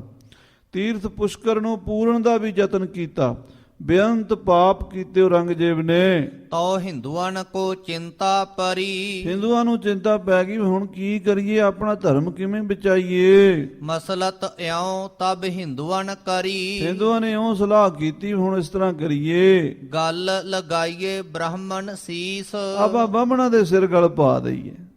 ਬਾਹਮਣ ਸਾਡੇ ਗੁਰੂ ਨੇ, ਸਾਡੇ ਤੋਂ ਪੂਜਾ ਲੈ ਕੇ ਖਾਂਦੇ ਨੇ, ਇਹਨਾਂ ਦੇ ਸਿਰ ਪਾ ਦਿੰਨੇ ਆ, ਇਹ ਆਪੇ ਨਜਿੱਠ ਲੈਣਗੇ। ਜੋ ਉਨਕੇ ਕਛ ਮੰਨੈ ਜਗਦੀਸ਼, ਜੇ ਉਹਨਾਂ ਦੀ ਪ੍ਰਮਾਤਮਾ ਵੀ ਕਹਿੰਦੇ ਸੁਣਦਾ ਤੇ ਬਾਦਸ਼ਾਹ ਵੀ ਸੁਣੇਗਾ ਹੀ। ਹਿੰਦੂ ਗਰੀਬਨ ਨੈ ਹੱਥ ਜੋੜੈ, ਉਹ ਵਿਚਾਰੇ ਹਿੰਦੂ ਗਰੀਬ ਬੇਬਸ ਹਨ, ਕਿਉਂਕਿ ਪ੍ਰਜਾ ਰਾਜੇ ਦੇ ਸਾਹਮਣੇ ਬੇਬਸ ਹੁੰਦੀ ਹੈ, ਕੋਈ ਚਾਰਾ ਨਹੀਂ ਚੱਲਦਾ ਲੋਕਾਂ ਦਾ। ਹਿੰਦੂਆਂ ਨੇ ਹੱਥ ਜੋੜ ਕੇ ਆਖਿਆ, ਨੌ ਰੰਗਾ ਅੱਗੇ ਖੜੇ ਭਏ ਸੌੜੇ। ਹੱਥ ਜੋੜ ਕੇ ਕਹਿਣ ਲੱਗੇ, ਬਾਦਸ਼ਾਹ ਸਾਨੂੰ ਕੋਈ ਇਤਰਾਜ਼ ਨਹੀਂ ਮੁਸਲਮਾਨ ਬਣਨ ਤੋਂ, ਹਮ ਹੈ ਬ੍ਰਾਹਮਣੋਂ ਕੇ ਅਧੀਨ। ਪਰ ਅਸੀਂ ਜਿੰਨੇ ਵੀ ਹਿੰਦੂ ਆ ਬਾਹਮਣਾਂ ਦੇ ਅਧੀਨ ਆ, ਸਾਡੇ ਗੁਰੂ ਬਾਹਮਣ ਹਨ। ਜੇ ਬਾਹਮਣ ਸਾਨੂੰ ਕਹਿੰਦੇ ਇਦਾਂ ਦਾ ਕਰਮ ਕਰੋ ਅਸੀਂ ਕਰਦੇ ਆ, ਬਾਹਮਣ ਕਹਿੰਦੇ ਸਵੇਰੇ ਉੱਠੋ ਅਸੀਂ ਉੱਠਦੇ ਆ, ਬਾਹਮਣ ਕਹਿੰਦੇ ਪੂਜਾ ਕਰੋ ਅਸੀਂ ਕਰਦੇ ਆ, ਬਾਹਮਣ ਕਹਿੰਦੇ ਮੂਰਤੀ ਪੂਜਾ ਕਰੋ ਤਾਂ ਕਰਦੇ ਆ, ਜੇ ਬਾਹਮਣ ਕਹਿੰਦੇ ਵੇਦ ਪਾਠ ਕਰਾਓ ਅਸੀਂ ਕਰਾਉਂਦੇ ਆ, ਜੋ ਬਾਹਮਣ ਕਹਿੰਦੇ ਆ ਜਨੇਊ ਤਰੀਕੇ ਦੀ ਮਰਜ਼ਾਦਾ ਉਹ ਅਸੀਂ ਕਰਦੇ ਆ। ਉਨ ਕੋ ਲਿਆਵੋ ਪਹਿਲੇ ਦੀਨ, ਤੁਸੀਂ ਪਹਿਲਾਂ ਬਾਹਮਣਾਂ ਨੂੰ ਦੀਨ 'ਚ ਲੈ ਕੇ ਆਓ ਤੇ ਅਸੀਂ ਆਪੇ ਹੀ ਮੁਸਲਮਾਨ ਬਣ ਜਾਵਾਂਗੇ। ਹਮ ਭੀ ਹੋਵਹਿ ਤਿਸਹਿ ਦੀਨ, ਅਸੀਂ ਵੀ ਉਹਨਾਂ ਦੇ ਬਾਹਮਣਾਂ ਦੇ ਮਗਰ ਮਗਰ ਤੁਹਾਡੇ ਦੀਨ 'ਚ ਆ ਜਾਵਾਂਗੇ। ਜਿਹੜੇ ਧਰਮ ਨੂੰ ਬਾਹਮਣ ਧਾਰਨ ਕਰਨਗੇ ਅਸੀਂ ਵੀ, ਜਿਹੜਾ ਗੁਰੂ ਬਣੇਗਾ ਉਦਾਂ ਹੀ ਚੇਲੇ ਬਣ ਜਾਣਗੇ। ਬਾਹਮਣ ਗੁਰੂ ਹੈ ਜਗਤ ਕਾ, ਸੰਸਾਰ ਦੀ ਮਰਜ਼ਾਦਾ ਹੈ, ਬ੍ਰਾਹਮਣ ਸਾਰੇ ਸੰਸਾਰ ਦਾ ਗੁਰੂ ਮੰਨਿਆ। ਜੇ ਸਾਡੇ ਗੁਰੂ ਹੀ, ਸਾਡੇ ਹਿੰਦੂਆਂ ਦੇ ਗੁਰੂ ਹੀ ਮੁਸਲਮਾਨ ਬਣ ਗਏ ਅਸੀਂ ਵੀ ਬਣ ਜਾਵਾਂਗੇ। ਗਰੀਬ ਹਿੰਦੂਆਂ ਜਾਉ ਛਲ ਕੀਨ, ਕਹਿੰਦਾ ਹਿੰਦੂਆਂ ਵੀ ਗਰੀਬਾਂ ਨੇ ਵਿਚਾਰਿਆਂ ਨੇ ਆਪਣੀ ਜਾਨ ਛਡਾਉਣ ਵਾਸਤੇ, ਜਦੋਂ ਕਿਸੇ ਦੀ ਜਾਨ ਤੇ ਬਣੀ ਹੋਵੇ ਨਾ, ਉਹ ਕੋਈ ਨਾ ਕੋਈ ਹੀਲਾ ਤੇ ਕਰਦਾ ਹੀ। ਆਪਣੀ ਜਾਨ ਤਾਂ ਹਰ ਇੱਕ ਨੂੰ ਪਿਆਰੀ ਹੈ। ਉਹਨਾਂ ਨੇ ਆਪਣੀ ਜਾਨ ਛੁਡਾਉਣ ਲਈ, ਖਹਿੜਾ ਛੁਡਾਉਣ ਲਈ ਬਾਹਮਣਾਂ ਦੇ ਗਲ ਪਾਤੀ ਸਾਰੀ ਗੱਲ। ਆਪਨ ਲੀਨੀ ਗੈਲ ਛੁਡਾਏ, ਆਪਣਾ ਪਿੱਛਾ ਛੁਡਾ ਲਿਆ ਤੇ ਬਾਹਮਣਾਂ ਦੀ ਗਲ ਮੁਸੀਬਤ ਪਾਤੀ। ਬ੍ਰਾਹਮਣ ਗਲ ਪਾਏ ਦਈ ਬਲਾਏ, ਉਹ ਬੜਾ ਬਾਹਮਣਾਂ ਦੇ ਗਲ ਪਾਤੀ। ਤਬ ਉਨ ਲੀਨੋ ਬ੍ਰਾਹਮਣ ਬੁਲਾਏ। ਹੁਣ ਬਾਦਸ਼ਾਹ ਨੇ ਬਾਹਮਣਾਂ ਨੂੰ ਸੱਦ ਲਿਆ ਵੀ ਬਾਹਮਣੋ ਤੁਸੀਂ ਆਓ ਇੱਧਰ, ਤੁਸੀਂ ਦੱਸੋ ਮੁਸਲਮਾਨ ਬਣਨਾ ਹੈ ਕਿ ਮੌਤ ਦੇ ਘਾਟ ਉਤਾਰੀਏ ਤੁਹਾਨੂੰ। ਹਾਂਜੀ, ਮੁਸਲਮਾਨ ਹੋ ਕਹਿਓ ਸੁਨਾਏ, ਇਹ ਸਾਫ਼-ਸਾਫ਼ ਸ਼ਬਦਾਂ 'ਚ ਕਹਿਤਾ ਵੀ ਮੁਸਲਮਾਨ ਬਣਨਾ ਪੈਣਾ, ਮੇਰੇ ਰਾਜ ਵਿੱਚ ਰਹਿਣਾ ਤਾਂ। ਜੋ ਚਾਹੋ ਲਹੋ ਮੋਹੇ ਤੇ ਆਏ, ਜੋ ਲੈਣਾ ਚਾਹੁੰਦੇ ਹੋ ਮੈਂ ਤੁਹਾਨੂੰ ਦਿਆਂਗਾ। ਜੇ ਤੁਸੀਂ ਮੁਸਲਮਾਨ ਬਣੋਗੇ ਅਸੀਂ ਤੁਹਾਨੂੰ ਪੀਰਾਂ ਤਰ੍ਹਾਂ ਪੂਜਾਂਗੇ, ਤੁਹਾਨੂੰ ਹਰ ਤਰ੍ਹਾਂ ਦਾ ਅਸੀਂ ਖਰਚਾ ਦੇਵਾਂਗੇ, ਤੁਹਾਨੂੰ ਨੌਕਰੀਆਂ ਦੇਵਾਂਗੇ, ਸਰਕਾਰ ਦੇ ਵਿੱਚ ਤੁਹਾਡਾ ਪੂਰਾ ਰੁਤਬਾ ਰੱਖਾਂਗੇ, ਮੁਸਲਮਾਨ ਬਣਨਾ ਤੁਹਾਨੂੰ ਬਹੁਤ ਸਹੂਲਤਾਂ ਦੇਵਾਂਗੇ। ਬਿਰਤ ਤੁਰਕਨ ਗੈਲ ਦਇਓ ਲਗਾਏ, ਜਿਹੋ ਜੀ ਮੁਸਲਮਾਨਾਂ ਨੂੰ ਸਹੂਲਤ ਮਿਲਦੀ ਹੈ ਸਰਕਾਰੀ ਨੌਕਰਾਂ ਦੀ, ਜਗੀਰਾਂ ਦੀ, ਜੋ ਵੀ ਮਿਲਦਾ ਹੈ ਸਰਕਾਰ ਵੱਲੋਂ, ਉਹ ਤੁਹਾਨੂੰ ਪੂਰਾ ਹੱਕ ਮਿਲੇਗਾ। ਨਹੀਂ ਮੁਲਕ ਤਜ ਜਾਓ ਪਾਰ, ਜੇ ਤੁਸੀਂ ਮੁਸਲਮਾਨ ਨਹੀਂ ਬਣਨਾ ਤੇ ਮੇਰਾ ਮੁਲਕ ਛੱਡ ਕੇ ਕਿਤੇ ਹੋਰ ਦੂਸਰੇ ਮੁਲਕ ਵਿੱਚ ਚਲੇ ਜਾਓ, ਪਾਰ ਹੋ ਜਾਓ, ਹਿੰਦੁਸਤਾਨ ਦੀਆਂ ਹੱਦਾਂ ਛੱਡ ਕੇ ਚਲੇ ਜਾਓ। ਮੁਲਕ ਰਹੋ ਮੋਹੇ ਮੈਂ ਦਇਓ ਮਾਰ, ਜੇ ਮੇਰੇ ਮੁਲਕ 'ਚ ਰਹੋਗੇ ਤੇ ਮੈਂ ਤੁਹਾਨੂੰ ਹਿੰਦੂ ਨਹੀਂ ਰਹਿਣ ਦੇਣਾ, ਮੈਂ ਮਾਰ ਦਿਆਂਗਾ। ਦੋਹਰਾ ਸਭ ਸੁਨ ਭਏ ਸੋ ਸਿਆਮ ਰੰਗ, ਜਨ ਮਰ ਗਇਓ ਪਰਵਾਰ। ਸਾਰਿਆਂ ਦੇ ਰੰਗ ਉੱਡ ਗਏ ਬਾਹਮਣਾਂ ਦੇ। ਬਣ ਕੀ ਗਿਆ? ਜਿਵੇਂ ਕਿਸੇ ਦਾ ਟੱਬਰ ਮਰ ਜੇ, ਸਾਰਾ ਪਰਿਵਾਰ ਮਰ ਜੇ ਤੇ ਉਹ ਬੰਦਾ ਬੜਾ ਦੁਖੀ ਹੁੰਦਾ ਨਾ, ਇਦਾਂ ਵਿਚਾਰਿਆਂ ਦੇ ਧਰਮ ਤੇ ਸੰਕਟ ਆ ਗਿਆ। ਧਰਮ ਸੰਕਟ ਸਭ ਤੋਂ ਭਿਅੰਕਰ ਹੁੰਦਾ, ਵਿਚਾਰੇ ਬੜੀ ਮੁਸੀਬਤ 'ਚ ਫਸ ਗਏ। ਇੱਕ ਦਿਸ਼ ਹੋਏ ਤਜਾਏ ਤਜ, ਜਾਈਏ ਕਹਾਂ ਸੰਸਾਰ। ਕਹਿੰਦੇ ਜੇ ਇੱਕ ਪਾਸੇ ਕੋਈ ਛੋਟੀ ਮੋਟੀ ਰਿਆਸਤ ਹੁੰਦੀ ਔਰੰਗਜ਼ੇਬ ਦੀ, ਅਸੀਂ ਦੂਜੀ 'ਚ ਜਾ ਕੇ ਰਹਿ ਜਾਂਦੇ। ਹੁਣ ਚੜ੍ਹਦੇ ਤੋਂ ਸ਼ਿਵਤ ਤੱਕ ਇਹਦਾ ਰਾਜਾ, ਜਾਈਏ ਤੇ ਜਾਈਏ ਕਿੱਥੇ? ਨਾ ਅਸੀਂ ਚੀਨ ਵਿੱਚ ਜਾ ਸਕਦੇ ਹਾਂ, ਨਾ ਅਰਬ ਵੱਲ ਜਾ ਸਕਦੇ ਹਾਂ, ਕਿਉਂਕਿ ਇੱਕ ਪਾਸੇ ਚੀਨ ਦੀ ਹੱਦ ਸੀਗੀ ਤੇ ਦੂਜੇ ਪਾਸੇ ਮੱਕੇ ਤੱਕ ਮੁਸਲਮਾਨਾਂ ਦਾ ਰਾਜ ਸੀਗਾ। ਹੋਰ ਕਿੱਥੇ ਜਾਈਏ? ਕੋਈ ਐਸਾ ਥਾਂ ਟਿਕਾਣਾ ਹੀ ਨਹੀਂ ਹੈ। ਚਉਪਈ ਬ੍ਰਾਹਮਣ ਬਣੀ ਬਹੁ ਔਖੀ ਬਾਤ, ਬਾਹਮਣਾਂ ਵਾਸਤੇ ਬੜੀ ਮੁਸੀਬਤ ਬਣ ਗਈ, ਔਖੀ ਗੱਲ ਹੋ ਗਈ। ਨਾ ਕਿਛ ਸੁਝੈ ਦਿਨ ਅਰ ਰਾਤ, ਨਾ ਵਿਚਾਰਿਆਂ ਨੂੰ ਰਾਤ ਸੁਝਦੀ ਨਾ ਦਿਨ, ਬਾਹਮਣ ਬੜੇ ਦੁਖੀ ਹੋ ਗਏ। ਬ੍ਰਾਹਮਣ ਨੇ ਕਛ ਅਰਸਾ ਕੀਓ, ਬ੍ਰਾਹਮਣਾਂ ਨੇ ਕੁਝ ਸਮਾਂ ਮੰਗਿਆ, ਅਰਸਾ ਮੰਗਿਆ ਵੀ ਸਾਨੂੰ ਮੋਹਲਤ ਦਿਓ, ਅਸੀਂ 6 ਮਹੀਨੇ ਸੋਚ ਲਈਏ। ਦਿਨੈ ਲੰਘਾਵਨ ਵਿਲਾਵ ਸੋ ਲਿਓ, ਵੀ ਚਲੋ ਦਿਨ ਲੰਘਾਈਏ ਥੋੜੇ ਜੇ। ਸ਼ੇਰ ਅਫਗਾਨ ਸੂਬਾ ਕਸ਼ਮੀਰ ਨੂੰ ਵੀ ਕਿਹਾ ਵੀ ਸਾਨੂੰ 6 ਮਹੀਨੇ ਦੇ ਦਿਓ। ਲਾਗੈ ਕਰਨ ਸੋ ਤਪ ਅਰ ਜਾਪ, ਉਹ ਵਿਚਾਰੇ ਹੁਣ ਕੋਈ ਚਾਰਾ ਹੀ ਨਹੀਂ ਸੀ। ਜਦੋਂ ਬੰਦਾ ਸਾਰੇ ਪਾਸੋਂ ਬੇਬਸ ਹੋ ਜਾਂਦਾ ਨਾ, ਫਿਰ ਰੱਬ ਦਾ ਆਸਰਾ ਤੱਕਦਾ। ਫਿਰ ਮਾਲਾ ਲੈ ਕੇ ਰੱਬ ਰੱਬ ਕਰਨ ਲੱਗੇ, ਰਾਮ ਰਾਮ ਜਪਣ ਲੱਗੇ। ਦੇਵਤਾ ਨਾ ਜਾਗੇ ਸਿਰ ਰਹੇ ਖਾਪ, ਬੜਾ ਸਿਰ ਖਪਾਇਆ ਵੀ ਕੋਈ ਦੇਵਤਾ ਹੀ ਪ੍ਰਗਟ ਹੋ ਜਾਏ, ਕੋਈ ਦੇਵਤਾ ਸਾਨੂੰ ਦਰਸ਼ਨ ਦੇ ਕੇ ਕਲਯੁਗ ਦੇ ਵਿੱਚ ਸਾਡੀ ਬਾਹ ਫੜ ਲਵੇ। ਤਬ ਚੁਗਲਨ ਨਾ ਚੁਗਲੀ ਬਣਾਈ, ਤਾਂ ਚੁਗਲਖੋਰਾਂ ਨੇ ਚੁਗਲੀਆਂ ਕੀਤੀਆਂ ਬਾਦਸ਼ਾਹ ਕੋਲ। ਕਰਤ ਹੈ ਬ੍ਰਾਹਮਣ ਜਾਦੂ ਉਪਾਈ, ਉਹ ਕਹਿੰਦੇ ਬਾਦਸ਼ਾਹ ਤੂੰ ਇਹਨਾਂ ਨੂੰ ਟਾਈਮ ਦਿੱਤਾ ਹੋਇਆ, ਇਹ ਤੇ ਜਾਦੂ ਕਰ ਰਹੇ ਆ, ਇਹਦੇ ਤੁਹਾਡਾ ਰਾਜ ਖਤਮ ਕਰਨੀ ਟੂਣੇ ਕਰਦੇ ਵੇ। ਉਹਦਾ ਵਿਚਾਰੇ ਆਪਣੀ ਜਾਨ ਬਚਾਉਣ ਨੂੰ ਭਗਤੀ ਕਰਦੇ ਸੀ ਵੀ ਰੱਬ ਕੋਈ ਕਿਸੇ ਪਾਸਿਓਂ ਬੋੜ ਪਵੇ, ਪਰ ਚੁਗਲਖੋਰ ਕਿੱਥੇ ਬਾਜ ਆਉਂਦੇ। ਚੁਗਲਖੋਰ ਨਾ ਚੁਗਲੀਓਂ ਬਾਜ ਆਉਂਦੇ, ਗੱਲ ਕਹਿੰਦਿਆਂ ਕਹਿੰਦਿਆਂ ਕਹਿ ਜਾਂਦੇ। ਉਹਨਾਂ ਨੇ ਬਾਦਸ਼ਾਹ ਦੇ ਕੰਨਾਂ 'ਚ ਹੋਰ ਗੱਲ ਪਾਤੀ, ਇਹ ਆ ਜਿਹੜੇ ਮੰਤਰ ਜੰਤਰ ਜਪਦੇ ਪਏ ਨਾ 6-6 ਮਹੀਨਿਆਂ ਤੋਂ, ਇਹਦੇ ਤੁਹਾਡਾ ਰਾਜ ਪਲਟਾ ਕਰਨਾ ਚਾਹੁੰਦੇ, ਜਾਦੂ ਟੂਣਾ ਕਰਦੇ ਹਿੰਦੂ ਲੋਕ। ਦੋਹਰਾ ਜਹ ਸੁਨ ਸ਼ਾਹੇ ਨਉ ਰੰਗ ਤਬ ਭਇਓ ਅਤੀ ਸੈ ਕੋਪ, ਇਹ ਸੁਣ ਕੇ ਔਰੰਗਜ਼ੇਬ ਨੂੰ ਅੱਗ ਲੱਗ ਗਈ। ਹੈ ਮੈਂ ਤੇ ਇਹਨਾਂ ਨੂੰ ਟਾਈਮ ਦਿੱਤਾ ਸੀ ਸੋਚ ਲੈਣ, ਤੇ ਇਹ ਤੇ ਮੇਰੇ ਨਾਲ ਹੀ ਧੋਖਾ ਕਰਨ ਲੱਗੇ ਹਿੰਦੂ। ਕਾਸ਼ਮੀਰ ਮੈਂ ਹਿੰਦੂਆਂ ਕਾ ਜਿਉ ਕਰਿਓ ਧਰਮ ਉਨ ਲੋਪ, ਉਹਨੇ ਆਰਡਰ ਦੇਤਾ ਵੀ ਕਸ਼ਮੀਰ ਦੇ ਵਿੱਚ ਜਿੰਨੇ ਬ੍ਰਾਹਮਣ ਨੇ ਪਹਿਲਾਂ ਇਹਨਾਂ ਨੂੰ ਮਾਰਿਆ ਜਾਵੇ, ਕਿਉਂਕਿ ਕਸ਼ਯਪ ਰਿਸ਼ੀ ਹੋਏ ਨੇ ਬ੍ਰਹਮਾ ਦੇ ਪੁੱਤਰ। ਉਹਨਾਂ ਨੇ ਕਸ਼ਮੀਰ ਦੇਸ਼ ਵਸਾਇਆ। ਕਸ਼ਮੀਰ ਦਾ ਜੋ ਅਰਥ ਕਰੀਏ ਨਾ ਤਾਂ ਉਹ ਵਿਦਵਾਨਾਂ ਨੇ ਕੀਤਾ ਕਸ਼ਯਪ ਦੀ ਨਗਰੀ, ਕਸ਼ਯਪ ਦਾ ਇਲਾਕਾ। ਉਹ ਪਹਿਲਾਂ ਉੱਥੇ ਕਦੀ ਜਿਹੜੇ ਬੰਦੇ ਉਧਰ ਗਏ ਉਹਨਾਂ ਨੂੰ ਪਤਾ, ਦਾਸ ਨੇ ਵੀ ਦੇਖਿਆ ਇਲਾਕਾ। ਉਹਦੇ ਵਿੱਚ ਉਰਲੇ ਪਾਸੇ ਵੀ ਪਹਾੜ ਨੇ, ਉੱਪਰ ਸਾਰੇ ਪਾਸੇ ਪਹਾੜ ਨੇ, ਵਿੱਚ 100-150 ਕਿਲੋਮੀਟਰ ਜਿਹੜਾ ਉਹ ਮੈਦਾਨ ਹੈ। ਉਹ ਕਹਿੰਦੇ ਆ ਵੀ ਕੋਈ ਜ਼ਮਾਨਾ ਸੀ ਅੱਜ ਤੋਂ ਲੱਖਾਂ ਸਾਲ ਪਹਿਲੇ ਉੱਥੇ ਬਰਫ਼ ਜੰਮੀ ਹੋਈ ਸੀ। ਕਸ਼ਯਪ ਰਿਸ਼ੀ ਨੇ ਉਹ ਜਗ੍ਹਾ ਵੇਖੀ ਤੇ ਉਹਨੇ ਉਹਦੇ ਚੋਂ ਦਰਿਆ ਕੱਢੇ, 5 ਨਦੀਆਂ ਜਿਹੜੀਆਂ ਕਈ ਸਿੰਧ ਨਦੀ, ਕਹਿੰਦੇ ਚਨਾਹ, ਜੇਹਲਮ, ਰਾਵੀ, ਤਾਪਤੀ ਆਦਿਕ ਨਦੀਆਂ ਉੱਥੋਂ ਨਿਕਲਦੀਆਂ ਸਾਰੀਆਂ ਪਹਾੜਾਂ 'ਚ। ਉਹਨੇ ਕੱਢੀਆਂ ਵੀ ਇਹ ਬਰਫ਼ ਢਲ ਕੇ ਜਿਹੜੀ ਇਹ ਸਮੁੰਦਰ ਨੂੰ ਚਲੀ ਜਾਵੇ, ਇਹ ਮੈਦਾਨ ਹੋ ਜਾਵੇ। ਉਹ ਵਿਚਲਾ ਪਹਾੜਾਂ ਦਾ ਇਲਾਕਾ ਉਹਨੇ ਸਾਫ਼ ਕਰਕੇ ਉੱਥੇ ਆਪਣੀ ਕੁੱਲ ਦੇ ਵਿਦਵਾਨ ਬ੍ਰਾਹਮਣ ਬਿਠਾਏ। ਠੰਡੇ ਇਲਾਕੇ 'ਚ ਬੰਦੇ ਦਾ ਦਿਮਾਗ ਠੰਡਾ ਰਹਿੰਦਾ, ਪੜ੍ਹਾਈ ਲਿਖਾਈ ਵਾਲੇ ਵਾਸਤੇ ਪਹਾੜੀ ਇਲਾਕਾ ਰਮਣੀਕ ਵਧੀਆ ਹੁੰਦਾ। ਕਸ਼ਯਪ ਰਿਸ਼ੀ ਨੇ ਦੇਸ਼ ਵਸਾਇਆ, ਇਸ ਕਰਕੇ ਨਾਮ ਹੋ ਗਿਆ ਕਸ਼ਮੀਰ। ਉਹ ਕਸ਼ਮੀਰ ਦੇਸ਼ ਦੇ ਵਿੱਚ ਜਿਹੜੇ ਬ੍ਰਾਹਮਣ ਲੱਖਾਂ ਸਾਲਾਂ ਤੋਂ ਰਹਿ ਰਹੇ ਸਨ, ਹਿੰਦੂ ਧਰਮ ਦੇ ਬੜੇ ਬੜੇ ਵਿਦਵਾਨ ਸਨ, ਮਹਾਂਪੁਰਸ਼ ਸਨ, ਸ਼ਾਸਤਰਾਂ ਦੇ ਗਿਆਤਾ ਸਨ, ਉਹਨਾਂ ਦੇ ਗਲ ਮੁਸੀਬਤ ਆ ਪਈ। ਚਉਪਈ ਅਹਦੀਏ ਦੁੜਾਏ ਵੱਲ ਕਸ਼ਮੀਰ, ਉਹਨਾਂ ਨੇ ਆਪਣੇ ਅਹਦੀਏ ਕਸ਼ਮੀਰ ਵੱਲ ਦੜਾਏ ਬਾਦਸ਼ਾਹ ਨੇ। ਹੁਕਮ ਸੁਨੇ ਤਿਨ ਕਰੀ ਨਾ ਧੀਰ, ਉਹ ਬੜੀ ਛੇਤੀ ਨਾਲ ਸੂਬਾ ਸ਼ੇਰ ਅਫਗਾਨ ਸ੍ਰੀਨਗਰ ਕਸ਼ਮੀਰ ਦਾ ਜੋ ਸੀ ਉਹਦੇ ਕੋਲ ਗੱਲ ਪਹੁੰਚ ਗਈ। ਤੁਰਤ ਫੜੇ ਥੇ ਦੇ ਕੇ ਤਾਨ, ਉਹਨਾਂ ਨੇ ਜਿੰਨੇ ਕੁ ਬਾਹਮਣ ਫੜੇ ਜਾਂਦੇ ਤੁਰਤ ਫੜ ਲਏ। ਸਭ ਹਿੰਦੂ ਕੀਏ ਮੁਸਲਮਾਨ, ਜ਼ਬਰਦਸਤੀ ਫੜ ਕੇ ਮੁਸਲਮਾਨ ਬਣਾਤੇ। ਸਾਧ ਸੰਗਤ ਜੀ ਕਦੀ ਉੱਥੋਂ ਦੀ ਨਸਲ ਦੇਖੋ, ਉਹ ਨਸਲ ਸਾਰੀ ਬ੍ਰਾਹਮਣਾਂ ਵਾਲੀ, ਇੱਕੋ ਜਿਹੇ ਉਹਨਾਂ ਦੇ ਸੋਹਣੇ ਸੋਹਣੇ ਰੂਪ, ਸੁੰਦਰ ਉਹਨਾਂ ਦੇ ਮਹਾਰਾਜ ਨੇ, ਪ੍ਰਮਾਤਮਾ ਨੇ ਕਸ਼ਮੀਰੀਆਂ ਨੂੰ ਸੁੰਦਰਤਾ ਦਿੱਤੀ ਹੈ। ਔਰ ਅਜੇ ਤੱਕ ਉਹਨਾਂ ਦੀ ਰੀਤੀ ਰਿਵਾਜ 'ਚ ਹਿੰਦੂਪਣਾ ਝਲਕਦਾ ਜੇ, ਪਰ ਕਹਿੰਦੇ ਆਪਣੇ ਆਪ ਨੂੰ ਮੁਸਲਮਾਨ ਨੇ। ਔਰ ਉੱਥੇ ਉਹ ਹਿੰਦੂਆਂ ਨੂੰ ਹੁਣ ਉੱਥੇ ਟਿਕਣ ਨਹੀਂ ਦਿੰਦੇ, ਭਜਾਈ ਜਾਂਦੇ। ਸਿੱਖਾਂ ਨੂੰ ਵੀ ਪੈਂਦੇ, ਹਿੰਦੂਆਂ ਨੂੰ ਵੀ ਪੈਂਦੇ। ਉਹ ਹਿੰਦੂਆਂ ਨੂੰ ਜ਼ਿਆਦਾ ਉਹਨਾਂ ਨੇ ਉੱਥੋਂ ਪਾਰ ਕਰ ਦਿੱਤਾ ਹੈ। ਉਹ ਮੁਸਲਮਾਨ ਨਹੀਂ, ਹਿੰਦੂਆਂ ਦੀ ਔਲਾਦ ਹਨ। 300-400 ਸਾਲ ਪਹਿਲਾਂ ਉਹ ਸਾਰੇ ਹਿੰਦੂ ਸਨ। ਔਰੰਗਜ਼ੇਬ ਦੇ ਰਾਜ ਵਿੱਚ ਸੂਬੇ ਕਸ਼ਮੀਰ ਕੇ ਸ਼ੇਰ ਅਫਗਾਨ ਨੇ ਉਹਨਾਂ ਨੂੰ ਗ੍ਰਿਫਤਾਰ ਕਰ ਕਰਕੇ ਜ਼ਬਰਦਸਤੀ ਮੁਸਲਮਾਨ ਬਣਾਉਣਾ ਸ਼ੁਰੂ ਕੀਤਾ। ਹਿੰਦੂ ਬਚੈ ਲੁਕ ਬਤੇਰਾ ਕਰੈ ਹਿੰਦੂ ਵਿਚਾਰੇ ਪਹਾੜਾਂ ਵਿੱਚ ਲੁੱਕ ਕੇ ਜਾਨਾਂ ਬਚਾਉਂਦੇ ਨੇ। ਔਰ ਲਏ ਸਭ ਮੁਸਲੈ ਕਰੈ ਜਿਹੜਾ ਫਸ ਜਾਂਦਾ ਉਹਨੂੰ ਮੁਸਲਮਾਨ ਬਣਾ ਲੈਂਦੇ। ਹੁਣ ਮਰਨਾ ਬੜਾ ਔਖਾ ਹੈ, ਕਹਿਣਾ ਸੌਖਾ ਹੈ। ਕੋਈ ਵਿਰਲਾ ਹੁੰਦਾ ਜਿਹੜਾ ਕਹਿੰਦਾ ਮੈਂ ਨਹੀਂ ਬਣਦਾ ਮੁਸਲਮਾਨ। 90% 99 ਕਹਿੰਦੇ ਚਲੋ ਜਾਨ ਤੇ ਬਚਾਓ, ਮੁਸਲਮਾਨ ਬਣ ਜਾਈਏ। ਤੇ ਇਦਾਂ ਜ਼ਬਰਦਸਤੀ ਰੋਜ਼ ਸੈਂਕੜੇ ਮੁਸਲਮਾਨ ਬਣਦੇ, ਸਵਾ ਮਣ ਜਨੇਊ ਰੋਜ਼ ਉਤਾਰਿਆ ਜਾਂਦਾ ਹੈ। ਜਿਉ ਸਭ ਜਗ ਸੁਨ ਭਇਓ ਤਰਾਸ ਇਸ ਤਰ੍ਹਾਂ ਸਾਰੇ ਪਾਸੇ ਹਾਹਾਕਾਰ ਮਚ ਗਈ। ਜਦੋਂ ਕਸ਼ਮੀਰ ਦੇ ਵਿੱਚ ਇਹ ਕੁਰਲਾਹਟ ਮਚਿਆ ਤਬ ਬਿਪ ਆਏ ਸਤਿਗੁਰ ਪਾਸ ਤਾਂ ਕਸ਼ਮੀਰ ਵਿੱਚ ਮਟਨ ਸ਼ਹਿਰ ਹੈ ਜਿੱਥੇ ਸਤਿਗੁਰੂ ਨਾਨਕ ਦੇਵ ਜੀ ਮਹਾਰਾਜ ਵੀ ਗਏ ਨੇ।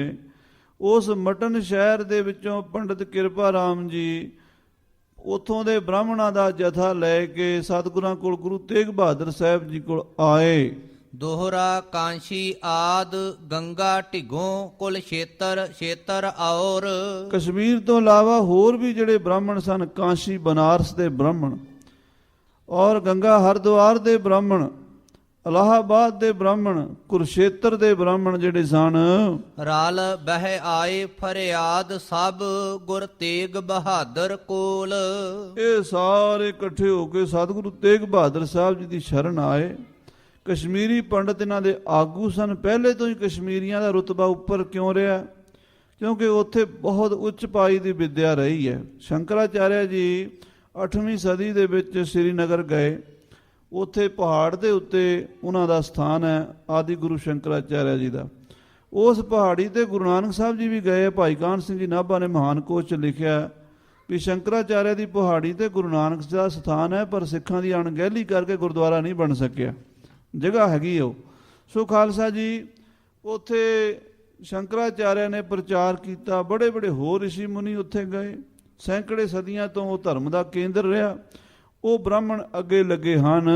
ਚਾਉ ਪਈ ਆਏ ਬ੍ਰਾਹਮਣ ਸਭ ਐਸ ਪੁਕਾਰੇ ਸਾਰੇ ਬ੍ਰਾਹਮਣ ਆ ਕੇ ਸਤਿਗੁਰੂ ਤੇਗ ਬਹਾਦਰ ਸਾਹਿਬ ਦੇ ਚਰਨਾਂ 'ਚ ਏਦਾਂ ਪੁਕਾਰ ਕੀਤੀ। ਸਤਿਗੁਰ ਸੁਨੇ ਆਏ ਤੁਮ ਦੁਆਰੇ ਇਹ ਮਹਾਰਾਜ ਤੁਹਾਡੀ ਸੋਭਾ ਸੁਣ ਕੇ, ਮਹਿਮਾ ਸੁਣ ਕੇ ਅਸੀਂ ਤੁਹਾਡੇ ਦਰ ਤੇ ਆਏ ਹਾਂ। ਹੇ ਛਤਰੇ ਤੁਮ ਬ੍ਰਹਮ ਉਜਾਗਰ ਇਹ ਮਹਾਰਾਜ ਤੁਸੀਂ ਛਤਰੀ ਧਰਮ ਦੇ ਰਾਖੇ ਹੋ। ਛਤਰੀ ਧਰਮ ਹੈ ਤੁਹਾਡਾ ਤੇ ਬ੍ਰਾਹਮਣਾਂ ਦੀ ਰੱਖਿਆ ਛਤਰੀ ਕਰਦੇ ਆਏ।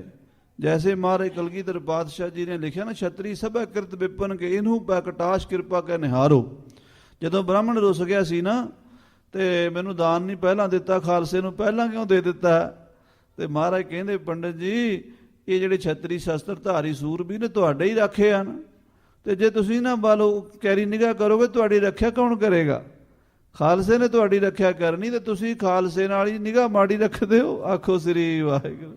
ਇਹ ਕਲਗੀਧਰ ਦੇ ਬਚਨ ਨੇ। ਜਦੋਂ ਮਹਾਰਾਜ ਕਹਿੰਦੇ ਨੇ ਜੁੱਧ ਜਿਤੇ ਇਨਹੀ ਕੇ ਪ੍ਰਸਾਦ, ਇਨਹੀ ਕੇ ਪ੍ਰਸਾਦ ਸੋ ਦਾਨ ਕਰੇ, ਅਗ ਔਗਟਰੇ ਇਨਹੀ ਕੇ ਪ੍ਰਸਾਦ, ਇਨਹੀ ਕਿਰਪਾ ਫੁਨ ਧਾਮ ਪਰੇ, ਇਨਹੀ ਕਿਰਪਾ ਕੇ ਸਜੇ ਹਮ ਹੈ ਨਹੀਂ ਮੋਸੇ ਗਰੀਬ ਕਰੋੜ ਪਰੇ। ਉੱਥੇ ਸਤਿਗੁਰਾਂ ਨੇ ਬਚਨ ਵੀ ਕਹੇ ਆ ਵੀ ਛਤਰੀ ਸਭੈ ਕਿਰਤ ਵਿਪਨ ਕੇ।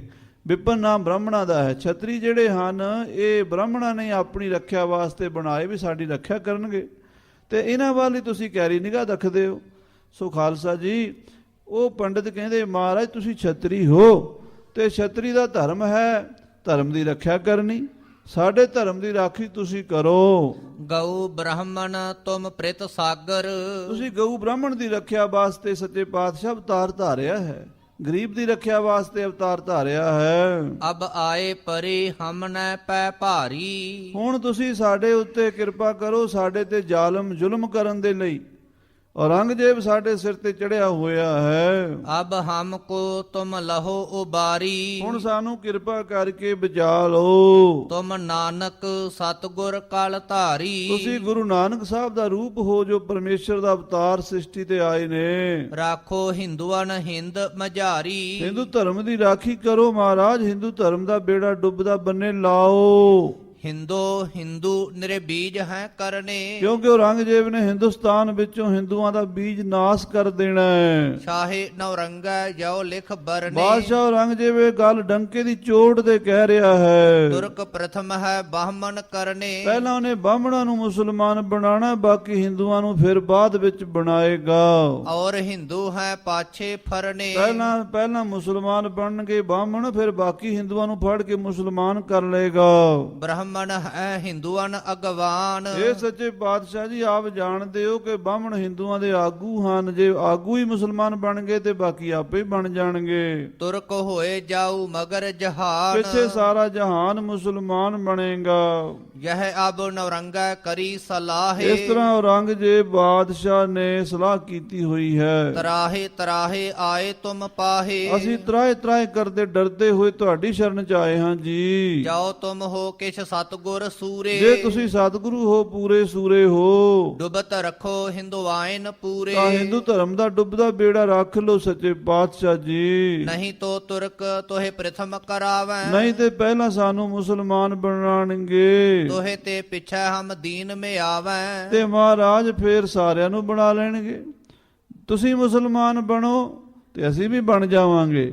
ਪਰ ਜੇ ਮਹਾਰਾਜ ਤੁਸੀਂ ਆਪਣੇ ਸਾਡੇ ਧਰਮ ਦੀ ਰਾਖੀ ਦਾ ਕੋਈ ਉਪਰਾਧ ਦੱਸੋਗੇ ਤੇ ਅਸੀਂ ਵੀ ਡਟੇ ਰਹਾਂਗੇ। ਤੁਮ ਛਤਰ ਹੋ ਖੜਗ ਉਠਾਵੋ। ਤੁਸੀਂ ਛਤਰੀ ਹੋ ਮਹਾਰਾਜ, ਸ਼ਸਤਰਧਾਰੀ ਗੁਰੂ ਹਰਗੋਬਿੰਦ ਸਾਹਿਬ ਜੀ ਦਾ ਅੰਸ਼ ਬੰਸ ਹੋ। ਤੁਸੀਂ ਸ਼ਸਤਰ ਫੜੋ, ਸਾਡੇ ਧਰਮ ਦੀ ਰਾਖੀ ਛਤਰੀ ਕਰਦੇ ਆਏ ਹੈ। ਸਭ ਹਿੰਦੂਆਂ ਕੋ ਗਲਾ ਲਗਾਵੋ। ਹਿੰਦੂਆਂ ਨੂੰ ਗਲ ਲਾ ਲਓ ਮਹਾਰਾਜ ਜੀ ਧਰਮ ਦੀ ਰਾਖੀ ਵਾਸਤੇ। ਤੁਮ ਪੈ ਮਾਇਆ ਆਵੈ ਘਣੀ। ਤੁਹਾਡੇ ਕੋਲ ਮਾਇਆ ਦੀ ਵੀ ਕਮੀ ਨਹੀਂ। ਲੱਖਾਂ ਸੰਗਤਾਂ ਮਾਇਆ ਲੈ ਕੇ ਆਉਂਦੀਆਂ ਸ੍ਰੀ ਅਨੰਦਪੁਰ ਸਾਹਿਬ।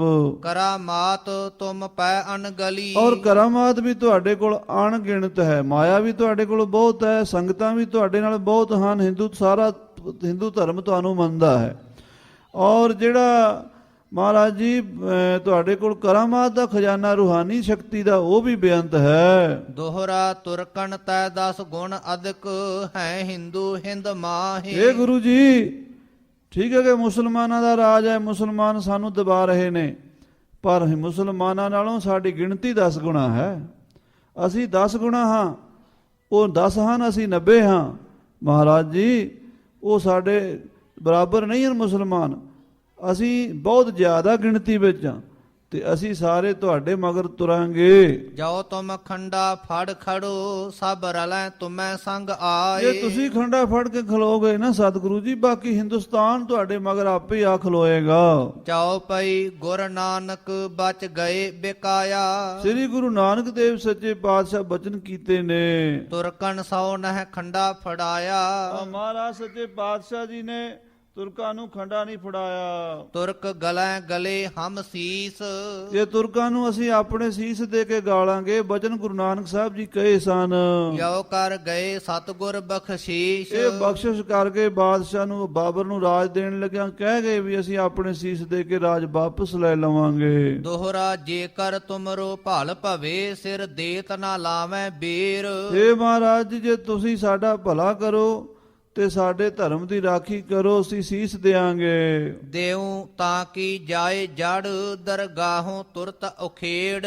ਔਰ ਤੁਰਕਾਂ ਦੀ ਜੜ ਜਿਹੜੀ ਹੈ ਉਹ ਦਰਗਾਹੋਂ ਪੱਟੀ ਜਾਏਗੀ। ਚਾਓ ਪਏ ਤਬ ਬ੍ਰਾਹਮਣ ਕੇ ਮਨ ਜਾਓ ਆਈ। ਜਦੋਂ ਮਹਾਰਾਜ ਸੱਚੇ ਪਾਤਸ਼ਾਹ ਜੀ ਧੰਨ ਗੁਰੂ ਤੇਗ ਬਹਾਦਰ ਸਾਹਿਬ ਜੀ ਇਹ ਬਚਨ ਕੀਤੇ ਤੇ ਮਹਾਰਾਜ ਸੱਚੇ ਪਾਤਸ਼ਾਹ ਗੁਰੂ ਤੇਗ ਬਹਾਦਰ ਸਾਹਿਬ ਕਹਿੰਦੇ ਭਾਈ ਸੀਸ ਦੇ ਕੇ ਧਰਮ ਬਚਣਾ ਹੈ। ਆਖੋ ਸਤਿਨਾਮ ਸ੍ਰੀ ਵਾਹਿਗੁਰੂ। ਸੀਸ ਦਿਓ, ਕੋਈ ਧਰਮੀ ਤੁਹਾਡੇ ਚੋਂ ਅੱਗੇ ਆਵੇ ਜਿਹੜਾ ਆਪਣਾ ਸੀਸ ਵਾਰੇ। ਫਿਰ ਜੇ ਤੁਸੀਂ ਸੀਸ ਦਿਓ ਤੇ ਤੁਹਾਡੇ ਧਰਮ ਨੂੰ ਕੋਈ ਖਤਰਾ ਨਹੀਂ। ਸਿਰ ਦਿੱਤਿਆਂ ਬਾਝ ਨਹੀਂ ਰਹਿਣਾ ਧਰਮ, ਸਿਰ ਦਿੱਤਿਆਂ ਬਾਝ ਨਹੀਂ ਰਹਿਣਾ। ਸਿਰ ਦਿੱਤਿਆਂ ਤੋਂ ਬਿਨਾਂ ਧਰਮ ਬਚਿਆ ਹੀ ਨਹੀਂ ਕਦੀ ਵੀ। ਧਰਮ ਹਮੇਸ਼ਾ ਸੀਸ ਦੇ ਕੇ ਹੀ ਬਚਦਾ ਹੈ। ਖੇਡ ਹੀ ਐਸੀ ਹੈ ਜੋ ਤੋ ਪ੍ਰੇਮ ਖੇਲਣ ਕਾ ਜਾਓ, ਸਿਰ ਧਰ ਤਲੀ ਗਲੀ ਮੇਰੀ ਆਓ, ਇਤ ਮਾਰਗ ਪੈਰ ਧਰੀਜੈ, ਸਿਰ ਦੀਜੈ ਕਾਣ ਨਾ ਕੀਜੈ। ਹਮੇਸ਼ਾ ਧਰਮ ਦੀ ਰਾਖੀ ਲਈ ਧਰਮੀ ਜਿਹੜੇ ਸੀਸ ਹੀ ਦਿੰਦੇ ਆਏ ਆ। ਜੁਗਾਂ ਜੁਗਾਂਤਰਾਂ ਤੋਂ ਮਰਜ਼ਾਦਾ ਚੱਲੀ ਆਈ ਹੈ। ਜਦੋਂ ਇਹ ਬਚਨ ਹਜੂਰ ਨੇ ਕਹੇ, ਕਬ ਮੋਇਓ ਕਬ ਜੜ ਉਖੜਾਈ। ਅੱਗੋਂ ਪੰਡਤ ਸੋਚਾਂ 'ਚ ਪੈ ਗਏ ਵੀ ਮਹਾਰਾਜ ਜੇ ਅਸੀਂ ਮਰਾਂਗੇ ਤੇ ਫੇਰ ਸਾਡੇ ਮਰਿਆਂ ਤਾਂ ਗੱਲ ਨਹੀਂ ਬਣਨੀ। ਆਖੋ ਸ੍ਰੀ ਵਾਹਿਗੁਰੂ। ਕਦੋਂ ਅਸੀਂ ਮਰਾਂਗੇ ਤੇ ਕਦੋਂ ਤੁਰਕਾਂ ਦੀ ਜੜ ਪੁੱਟੀ ਜਾਏਗੀ। ਤੁਰਕ ਕਰਾਂਗੇ ਹਮ ਇਤ ਸਾਲ। ਸਾਨੂੰ ਤੇ ਐਸੇ ਸਾਲ ਉਹਨਾਂ ਨੇ ਮੁਸਲਮਾਨ ਬਣਾਉਣ ਵਾਲਾ। ਸਾਨੂੰ ਤਾਂ ਟਾਈਮ ਹੁਣ ਮੁੱਲਤ ਹੈ ਹੀ ਕੋਈ ਨਹੀਂ ਵੀ ਕੋਈ 10 ਦਿਨ 20 ਦਿਨ ਮਹੀਨਾ ਅਸੀਂ ਹੋਰ ਉਡੀਕ ਲਈ, ਇੰਨਾ ਟਾਈਮ ਕੋਈ ਨਹੀਂ। ਜਿਹੜੀ ਘੜੀ ਕੋਈ ਕਾਬੂ ਆ ਗਿਆ ਉਸੇ ਵੇਲੇ ਹੀ ਮੁਸਲਮਾਨ ਬਣ ਜਾਏਗਾ, ਬਣਾ ਲੈਣਾ ਅਗਲਿਆਂ ਨੇ, ਡਾਢਿਆਂ ਨੇ। ਹਾਂਜੀ। ਕਬ ਮਰ ਤੁਮ ਹਮ ਲਓ ਉਬਾਰ। ਤੇ ਮਹਾਰਾਜ ਕਦੋਂ ਤੁਸੀਂ ਸਾਨੂੰ ਬਚਾਓਗੇ, ਕਿਵੇਂ ਸਾਡੀ ਰਾਖੀ ਕਰੋਗੇ? ਬੂੜ ਮੋਏ ਨੌਕਾ ਕਿਤ ਕਾਮ। ਬੂੜ ਮੋਏ ਨੌਕਾ ਮਿਲਿਆ ਕੋ ਕਾਏ ਚੜਾਵੋ, ਜੇ ਮਰ ਗਏ ਪਿੱਛੋਂ ਕਿਸ਼ਤੀ ਕਿਹੜੇ ਕੰਮ ਦੀ ਡੁੱਬ ਕੇ ਮਰ ਗਏ ਤਾਂ। ਹਾਂਜੀ। ਭੂਖ ਮਰੇ ਖੀਰ ਕਿਤ ਕਾਮ। ਜੇ ਭੁੱਖੇ ਮਰ ਕੇ ਤੇ ਪਿੱਛੋਂ ਖੀਰ ਖਾਣ ਨੂੰ ਮਿਲੇ ਉਹਦਾ ਕੀ ਫਾਇਦਾ? ਹੁਣ ਮਹਾਰਾਜ ਮੌਕਾ ਤਾਂ ਹੁਣ ਹੈ, ਹੁਣ ਸਾਨੂੰ ਬਚਾਓ ਕਿਸੇ ਤਰ੍ਹਾਂ ਛੇਤੀ ਨਾਲ। ਪਿਆਸ ਮੋਏ ਫਿਰ ਨੀਰ ਨੂੰ ਲਈਏ। ਪਿਆਸੇ ਮਰ ਕੇ ਪਿੱਛੋਂ ਪਾਣੀ ਨਾਲ ਨਹਾਉਣ ਦਾ ਕੀ ਫਾਇਦਾ? ਭਾਵੇਂ ਪਾਣੀ 'ਚ ਸਰੋਵਰ 'ਚ ਰੱਖ ਛੱਡੋ, ਮਰ ਗਏ ਪਿਆਸ ਨਾਲ, ਪਿੱਛੋਂ ਉਹਨੂੰ ਕਹੇ ਸਰੋਵਰ 'ਚ ਪਾ ਦਿਓ, ਉਹਦਾ ਕੀ ਫਾਇਦਾ ਨਹਾਉਣ ਧੋਣ ਦਾ, ਜੇ ਪੀਣ ਨੂੰ ਤਾਂ ਮਿਲਿਆ ਨਹੀਂ ਪਾਣੀ। ਹੁਣ ਸਾਡਾ ਧਰਮ ਖਤਰੇ 'ਚ ਹੈ, ਜੇ ਮਹਾਰਾਜ ਜੀ ਹੁਣ ਨਾ ਬਚੇ ਫਿਰ ਕਦੋਂ ਬਚेंगे? ਹਾਂਜੀ। ਫਿਰ ਪਿਆਸ ਤਿਸ ਕੈਸ ਬੁਝਾਈਏ। ਫਿਰ ਉਹਦੀ ਕੀ ਪਿਆਸ ਬੁਝਾਣੀ ਜਿਹੜਾ ਪਿਆਸ ਨਾਲ ਮਰ ਹੀ ਗਿਆ ਹੈ। ਦੋਹਰਾ ਤਬ ਸਤਗੁਰ ਵਿਪਰਨ ਕਹਿਓ, ਯੋ ਕਹਿ ਗੈਲ ਛੁਡਾਏ। ਮਹਾਰਾਜ ਸੱਚੇ ਪਾਤਸ਼ਾਹ ਕਹਿਣ ਲੱਗੇ, ਪੰਡਤੋ ਤੁਸੀਂ ਹੁਣ ਬੇਫਿਕਰ ਹੋ ਜਾਓ, ਤੁਹਾਨੂੰ ਅਸੀਂ ਇੱਕ ਗੱਲ ਕਹਿੰਦੇ ਆ, ਤੁਸੀਂ ਇਹ ਕਹਿ ਕੇ ਆਪਣੀ ਜਾਨ ਛੁਡਾ ਲਓ। ਹਮ ਹੋਵਹਿਗੇ ਗੈਲ ਉਸ ਗੁਰ ਕਉ ਤੁਰਕ ਬਣਾਏ। ਤੁਸੀਂ ਬਾਦਸ਼ਾਹ ਔਰੰਗਜ਼ੇਬ ਨੂੰ ਜਾ ਕੇ ਆਖੋ ਅਸੀਂ ਮੁਸਲਮਾਨ ਬਣਨ ਨੂੰ ਤਿਆਰ ਹਾਂ, ਅਸੀਂ ਸਾਰੇ ਮੁਸਲਮਾਨ ਬਣ ਜਾਵਾਂਗੇ, ਪਰ ਬਣਾਂਗੇ ਤਾਂ ਜੇ ਸਾਡੇ ਗੁਰੂ ਤੇਗ ਬਹਾਦਰ ਸਾਹਿਬ ਮੁਸਲਮਾਨ ਬਣ ਜਾਣ। ਜੇ ਉਹ ਮੁਸਲਮਾਨ ਬਣ ਜਾਂਦੇ ਆ ਅਸੀਂ ਸਾਰੇ ਮੁਸਲਮਾਨ ਬਣ ਜਾਵਾਂਗੇ। ਚਾਓ ਪਈ ਤਬ ਵਿਪਰਨ ਜਾਏ ਵੈਸੀ ਕਈ। ਬਾਦਸ਼ਾਹ ਔਰੰਗਜ਼ੇਬ ਕੋਲ ਜਾ ਕੇ ਕਹਿ ਦਿਓ, ਸਤਿਗੁਰਾਂ ਦਾ ਹੁਕਮ ਪਾ ਕੇ ਸਾਰੇ ਪੰਡਤ ਦਿੱਲੀ ਚਲੇ ਗਏ ਤੇ ਬਾਦਸ਼ਾਹ ਔਰੰਗਜ਼ੇਬ ਦੇ ਸਾਹਮਣੇ ਜਾ ਕੇ ਉਹਨਾਂ ਨੇ ਫਰਿਆਦ ਕੀਤੀ। ਜਿਮ ਸਤਗੁਰ ਥੇ ਉਨ ਸਮਝਾਈ। ਜੋ ਮਹਾਰਾਜ ਨੇ ਸਮਝਾਇਆ ਸੀ ਵੀ ਜਾ ਕੇ ਕਹਿ ਦਿਆ ਜੇ ਵੀ ਜੇ ਗੁਰੂ ਤੇਗ ਬਹਾਦਰ ਮੁਸਲਮਾਨ ਬਣਦੇ ਆ ਅਸੀਂ ਸਾਰੇ ਬਣਾਂਗੇ, ਸਾਡੇ ਗੁਰੂ ਉਹ ਹਨ। ਪ੍ਰਥਮ ਕਰੋ ਗੁਰ ਮੁਸਲਮਾਨ। ਪਹਿਲਾਂ ਗੁਰੂ ਤੇਗ ਬਹਾਦਰ ਨੂੰ ਮੁਸਲਮਾਨ ਬਣਾਓ, ਫਿਰ ਅਸੀਂ ਬਣ ਜਾਵਾਂਗੇ। ਮਗਰੇ ਹੋਵੇ ਸਗਲ ਜਹਾਨ। ਉਹਨਾਂ ਪਿੱਛੇ ਸਾਰੀ ਦੁਨੀਆ ਮੁਸਲਮਾਨ ਬਣ ਜਾਏਗੀ, ਹਿੰਦੁਸਤਾਨ ਹੀ ਮੁਸਲਮਾਨ ਬਣ ਜਾਏਗਾ। ਸੋ ਵਿਪਰਨ ਜਾ ਚੁਗਲੀ ਕਰੀ। ਇਸ ਤਰ੍ਹਾਂ ਪੰਡਤਾਂ ਨੇ ਜਾ ਕੇ ਬਾਦਸ਼ਾਹ ਦੇ ਕੋਲ ਜਿਹੜੀ ਗੱਲ ਕਹੀ ਸੀ ਨਾ ਕਹਿ ਦਿੱਤੀ। ਤੁਰਕਨ ਮੰਨ ਲਈ ਸੋ ਖਰੀ। ਤੁਰਕਾਂ ਨੇ ਉਹ ਮੰਨ ਲਈ ਵੀ ਠੀਕ ਆ, ਜੇ ਇੱਕ ਬੰਦੇ ਦੇ ਮੁਸਲਮਾਨ ਬਣਾਇਆ ਸਾਰਾ ਹਿੰਦੁਸਤਾਨ ਮੁਸਲਮਾਨ ਬਣਦਾ, ਜਣੇ ਜਣੇ ਨਾਲ ਸਿਰ ਖਪਾਉਣ ਦੀ ਕੀ ਲੋੜ ਆ? ਆਪਾਂ ਸਾਰਾ ਜ਼ੋਰ ਕੱਲੇ ਗੁਰੂ ਤੇਗ ਬਹਾਦਰ ਤੇ ਲਾ ਦਈਏ। ਗੁਰ ਕੇ ਗੈਲ ਨੌਰੰਗੇ ਫਰੀ। ਇਸ ਤਰ੍ਹਾਂ ਔਰੰਗਜ਼ੇਬ ਦਾ ਧਿਆਨ ਹਿੰਦੂ ਧਰਮ ਦੇ ਲੋਕਾਂ ਵੱਲੋਂ ਤੇ ਬ੍ਰਾਹਮਣਾਂ ਵੱਲੋਂ ਹਟ ਕੇ ਕੱਲੇ ਸਤਿਗੁਰੂ ਤੇਗ ਬਹਾਦਰ ਸਾਹਿਬ ਤੇ ਕੇਂਦਰਿਤ ਹੋ ਗਿਆ। ਭੇਜ ਹਲਕਾਰੇ ਤਲਾਇਸ਼ ਕਰੀ। ਉਹ ਸਤਿਗੁਰਾਂ ਦੀ ਤਲਾਸ਼ ਕਰਨ ਲੱਗਾ, ਹਲਕਾਰੇ ਭੇਜ ਦਿੱਤੇ ਉਸਨੇ ਗ੍ਰਿਫਤਾਰ ਕਰਨ ਵਾਸਤੇ।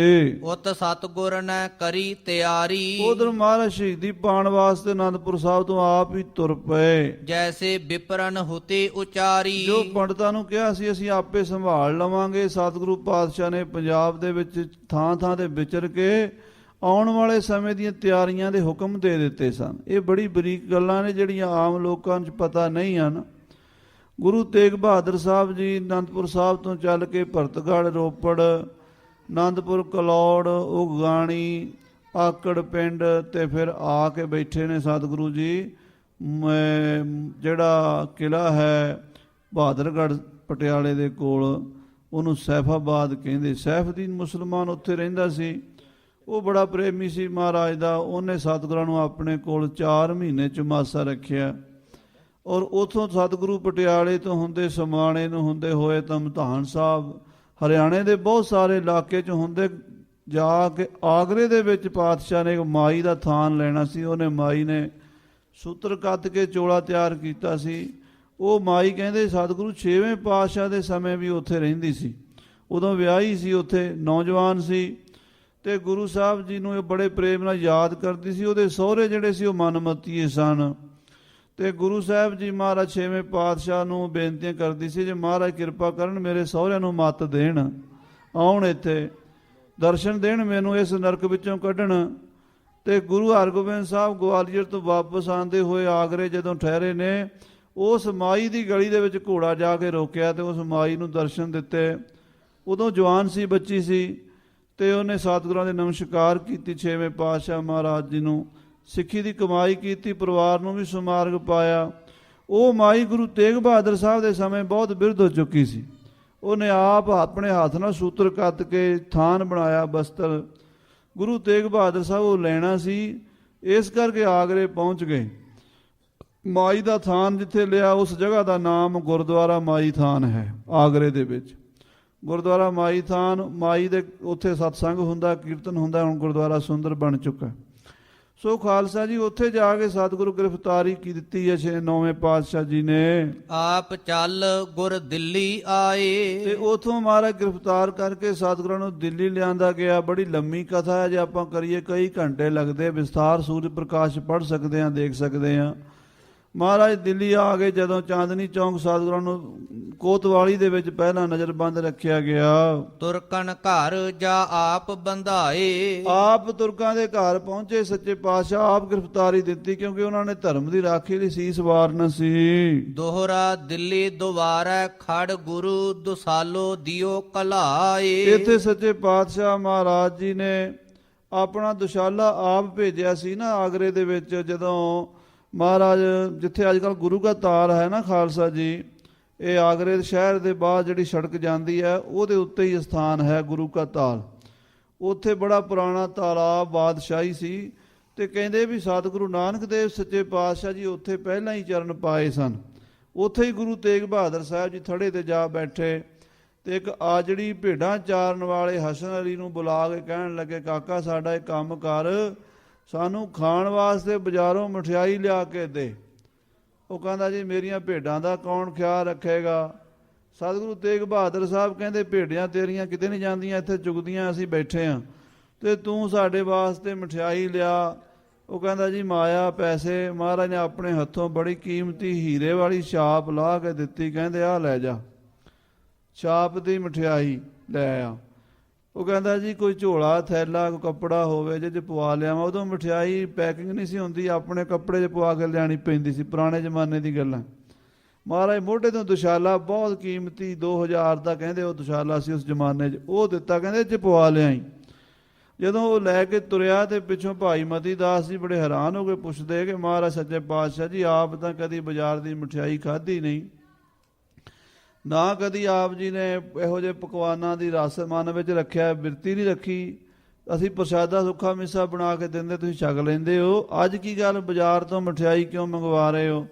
ਮਹਾਰਾਜ ਕਹਿੰਦੇ ਮਤੀ ਦਾਸ ਜੀ ਕਰਤਾਰ ਦੇ ਰੰਗ ਦੇਖੀ ਦੇ ਹੁੰਦੇ ਆ, ਕੌਤਕ ਵੇਖੋ ਪਰਮੇਸ਼ਰ ਕੀ ਕਰਨ ਵਾਲਾ ਹੈ। ਹਸਨ ਅਲੀ ਜਿਹੜਾ ਸੀ ਸਾਧ ਸੰਗਤ ਜੀ, ਇਹਦੇ ਘਰ ਜਵਾਨ ਕੁੜੀ ਸੀ, ਔਰ ਇਹਨੇ ਸੁਣਿਆ ਸੀ ਵੀ ਜਿਹੜਾ ਗੁਰੂ ਤੇਗ ਬਹਾਦਰ ਨੂੰ ਫੜਾਏਗਾ ਉਹਨੂੰ 500 ਰੁਪਈਆ ਇਨਾਮ ਮਿਲੇਗਾ। ਉਹ 500 ਲੱਖਾਂ ਵਰਗਾ ਸੀਗਾ, ਬੜਾ ਉਸ ਪੈਸੇ ਦਾ ਬੜਾ ਉਦੋਂ ਮੁੱਲ ਸੀ। ਪਰ ਉਹਨੂੰ ਨਹੀਂ ਪਤਾ ਵੀ ਮੈਂ ਕਿਹੜੇ ਕੰਮ ਲਈ ਜਾ ਰਿਹਾ, ਇਹੀ ਗੁਰੂ ਤੇਗ ਬਹਾਦਰ ਹਨ। ਕਹਿੰਦੇ ਹਸਨ ਅਲੀ ਲੈ ਕੇ ਉਹ ਦੁਸ਼ਾਲਾ ਤੇ ਛਾਪ ਮਠਿਆਈ ਦੀ ਦੁਕਾਨ ਤੇ, ਜਿਹੜੀ ਅੱਜ ਆਗਰੇ ਸ਼ਹਿਰ ਦੇ ਵਿੱਚ ਚਬੂਤਰਾ ਹੈ ਉਹਦੇ ਲਾਗੇ ਅਜੇ ਵੀ ਉਹ ਦੁਕਾਨਾਂ ਕਹਿੰਦੇ ਮਠਿਆਈ ਦੀਆਂ, ਅਜੇ ਵੀ ਉੱਥੇ ਹਲਵਾਈਆਂ ਦੀਆਂ ਦੁਕਾਨਾਂ ਹਨ।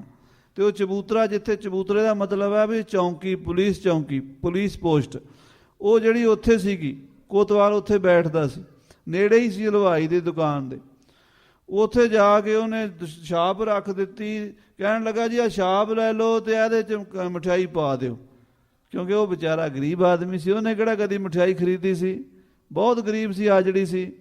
ਉਹਨੂੰ ਇਹ ਪਤਾ ਹੀ ਨਹੀਂ ਸੀ ਵੀ ਛਾਪ ਦਾ ਮੁੱਲ ਕਰਾਈਦਾ, ਛਾਪ ਦੇ ਬਾਕੀ ਪੈਸੇ ਲੈਣੇ ਆ ਜਾਂ ਕੀ ਕਰਨਾ। ਉਹਨੇ ਛਾਪ ਸਿੱਧੇ ਜੀ ਰੱਖ ਦਿੱਤੀ, ਕੱਪੜਾ ਇਦਾਂ ਕਰਤਾ। ਹਲਵਾਈ ਦੇਖੇ ਵੀ ਇਹ ਤੇ ਕੰਮ ਚੋਰਾਂ ਦੇ ਕੱਪੜੇ ਡਾਂਗਾਂ ਦੇ ਗਾਜ ਵਾਲੀ ਗੱਲ ਬਣੀ ਪਈ ਹੈ, ਇਹ ਕੋਈ ਚੋਰੀ ਕਰਕੇ ਲਿਆਇਆ। ਇੰਨੀ ਮਹਿੰਗੀ ਛਾਪ ਹੈ, ਹਜ਼ਾਰਾਂ ਰੁਪਇਆਂ ਦੀ, ਇੰਨਾ ਮਹਿੰਗਾ ਕੱਪੜਾ, ਇਹਦੇ 'ਚ ਮਠਿਆਈ ਪਾਏਗਾ। ਉਹਨੇ ਬਾਹੋਂ ਫੜ ਲਿਆ ਤੇ ਜਾ ਕੇ ਕੋਤਵਾਲ ਕੋਲ ਪੇਸ਼ ਕਰ ਦਿੱਤਾ, ਜੀ ਆਹ ਚੋਰ ਮੇਰੇ ਕੋਲ ਛਾਪ ਲਿਆਇਆ ਤੇ ਦੁਸ਼ਾਲਾ ਕਿਤੇ ਮੈਨੂੰ ਨਾ ਫਸਾ ਦੇਵੇ। ਕੋਤਵਾਲ ਨੇ ਦਬਕਾ ਮਾਰਿਆ, ਓਏ ਕੌਣ ਹੈ ਤੂੰ, ਕਿੱਥੋਂ ਚੋਰੀ ਕੀਤੀ ਹੈ। ਉਹ ਕਹਿੰਦਾ ਜੀ ਅੱਲਾਹ ਤਾਲਾ ਦੀ ਕਸਮ ਮੈਂ ਕੋਈ ਚੋਰੀ ਨਹੀਂ ਕੀਤੀ, ਮੈਨੂੰ ਕੋਈ ਮਹਾਂਪੁਰਸ਼ ਬਾਹਰ ਬੈਠੇ ਉਹਨਾਂ ਨੇ ਛਾਪ ਦਿੱਤੀ ਆ, ਮਠਿਆਈ ਦੇ ਲੈਣ ਵਾਸਤੇ ਭੇਜਿਆ।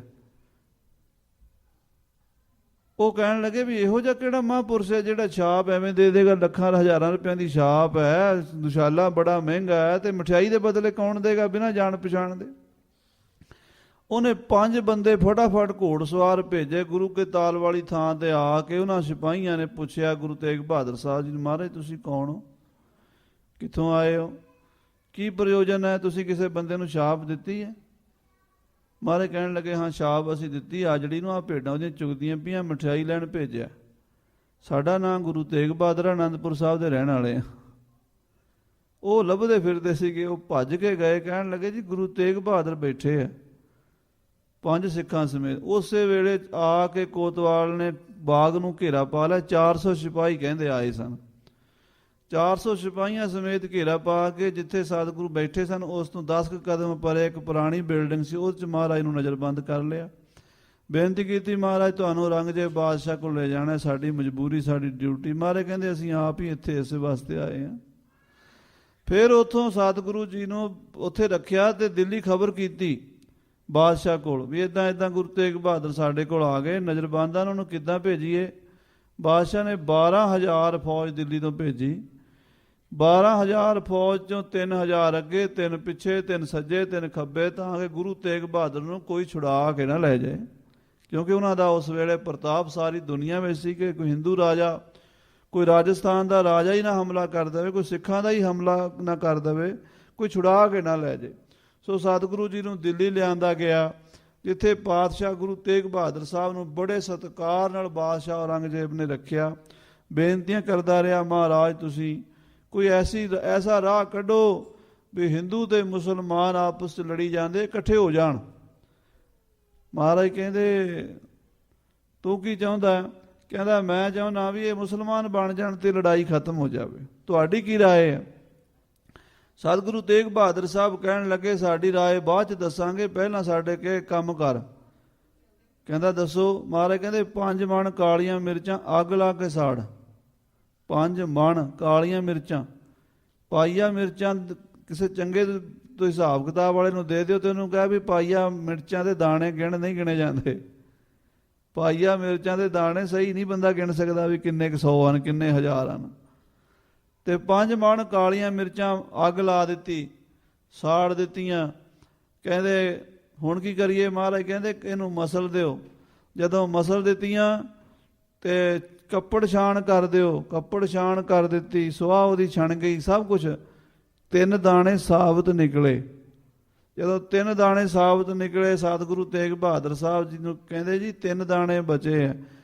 ਮਹਾਰਾਜ ਕਹਿੰਦੇ ਬਾਦਸ਼ਾਹ ਨੂੰ ਦਿਖਾਓ। ਦੇ ਸਵਾਲ ਦਾ ਜਵਾਬ ਆ ਗਿਆ। ਬਾਦਸ਼ਾਹ ਕਹਿੰਦਾ ਮੈਨੂੰ ਕੀ ਪਤਾ ਵੀ ਤੁਸੀਂ ਕੀ ਕਹਿਣਾ ਚਾਹੁੰਦੇ ਹੋ?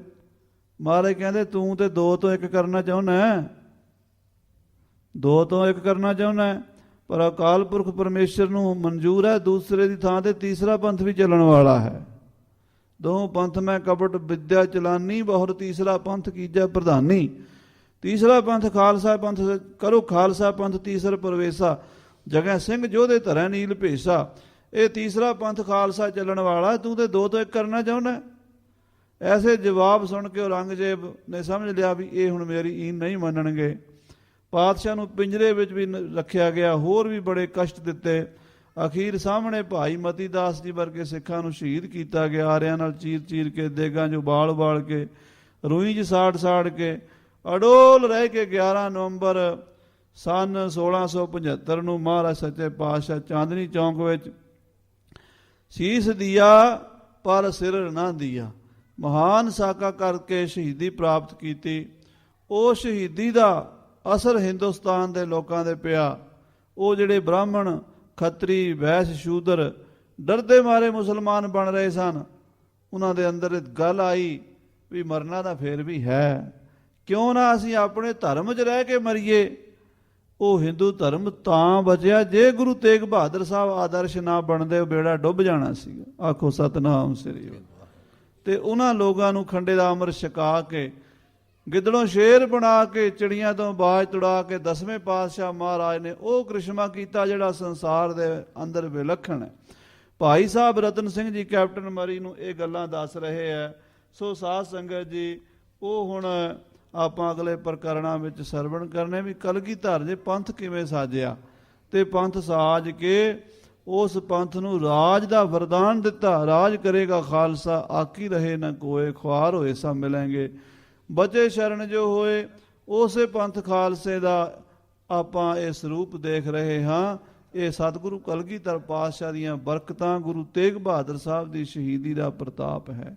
ਇਤਨੇ ਭਜਨ ਪ੍ਰਵਾਨ ਕਰਨੇ। हे ਗੋਬਿੰਦ, हे ਗੋਪਾਲ, हे दयाल लाल, प्राणनाथ अनाथ सखे दीन दर्द निवार, हे समरथ अगम पूर्ण मोहे मया, आंधकूप महापयान नानक पार उतार, आए प्रभ शरणागति कृपा निध दयाल, एक अखर हर मन बसत नानक होत निहाल। वाहिगुरु नाम जहाज है चढ़े सुतरे पार, जो श्रद्धा कर सेवंदे गुरु पार उतारन हार।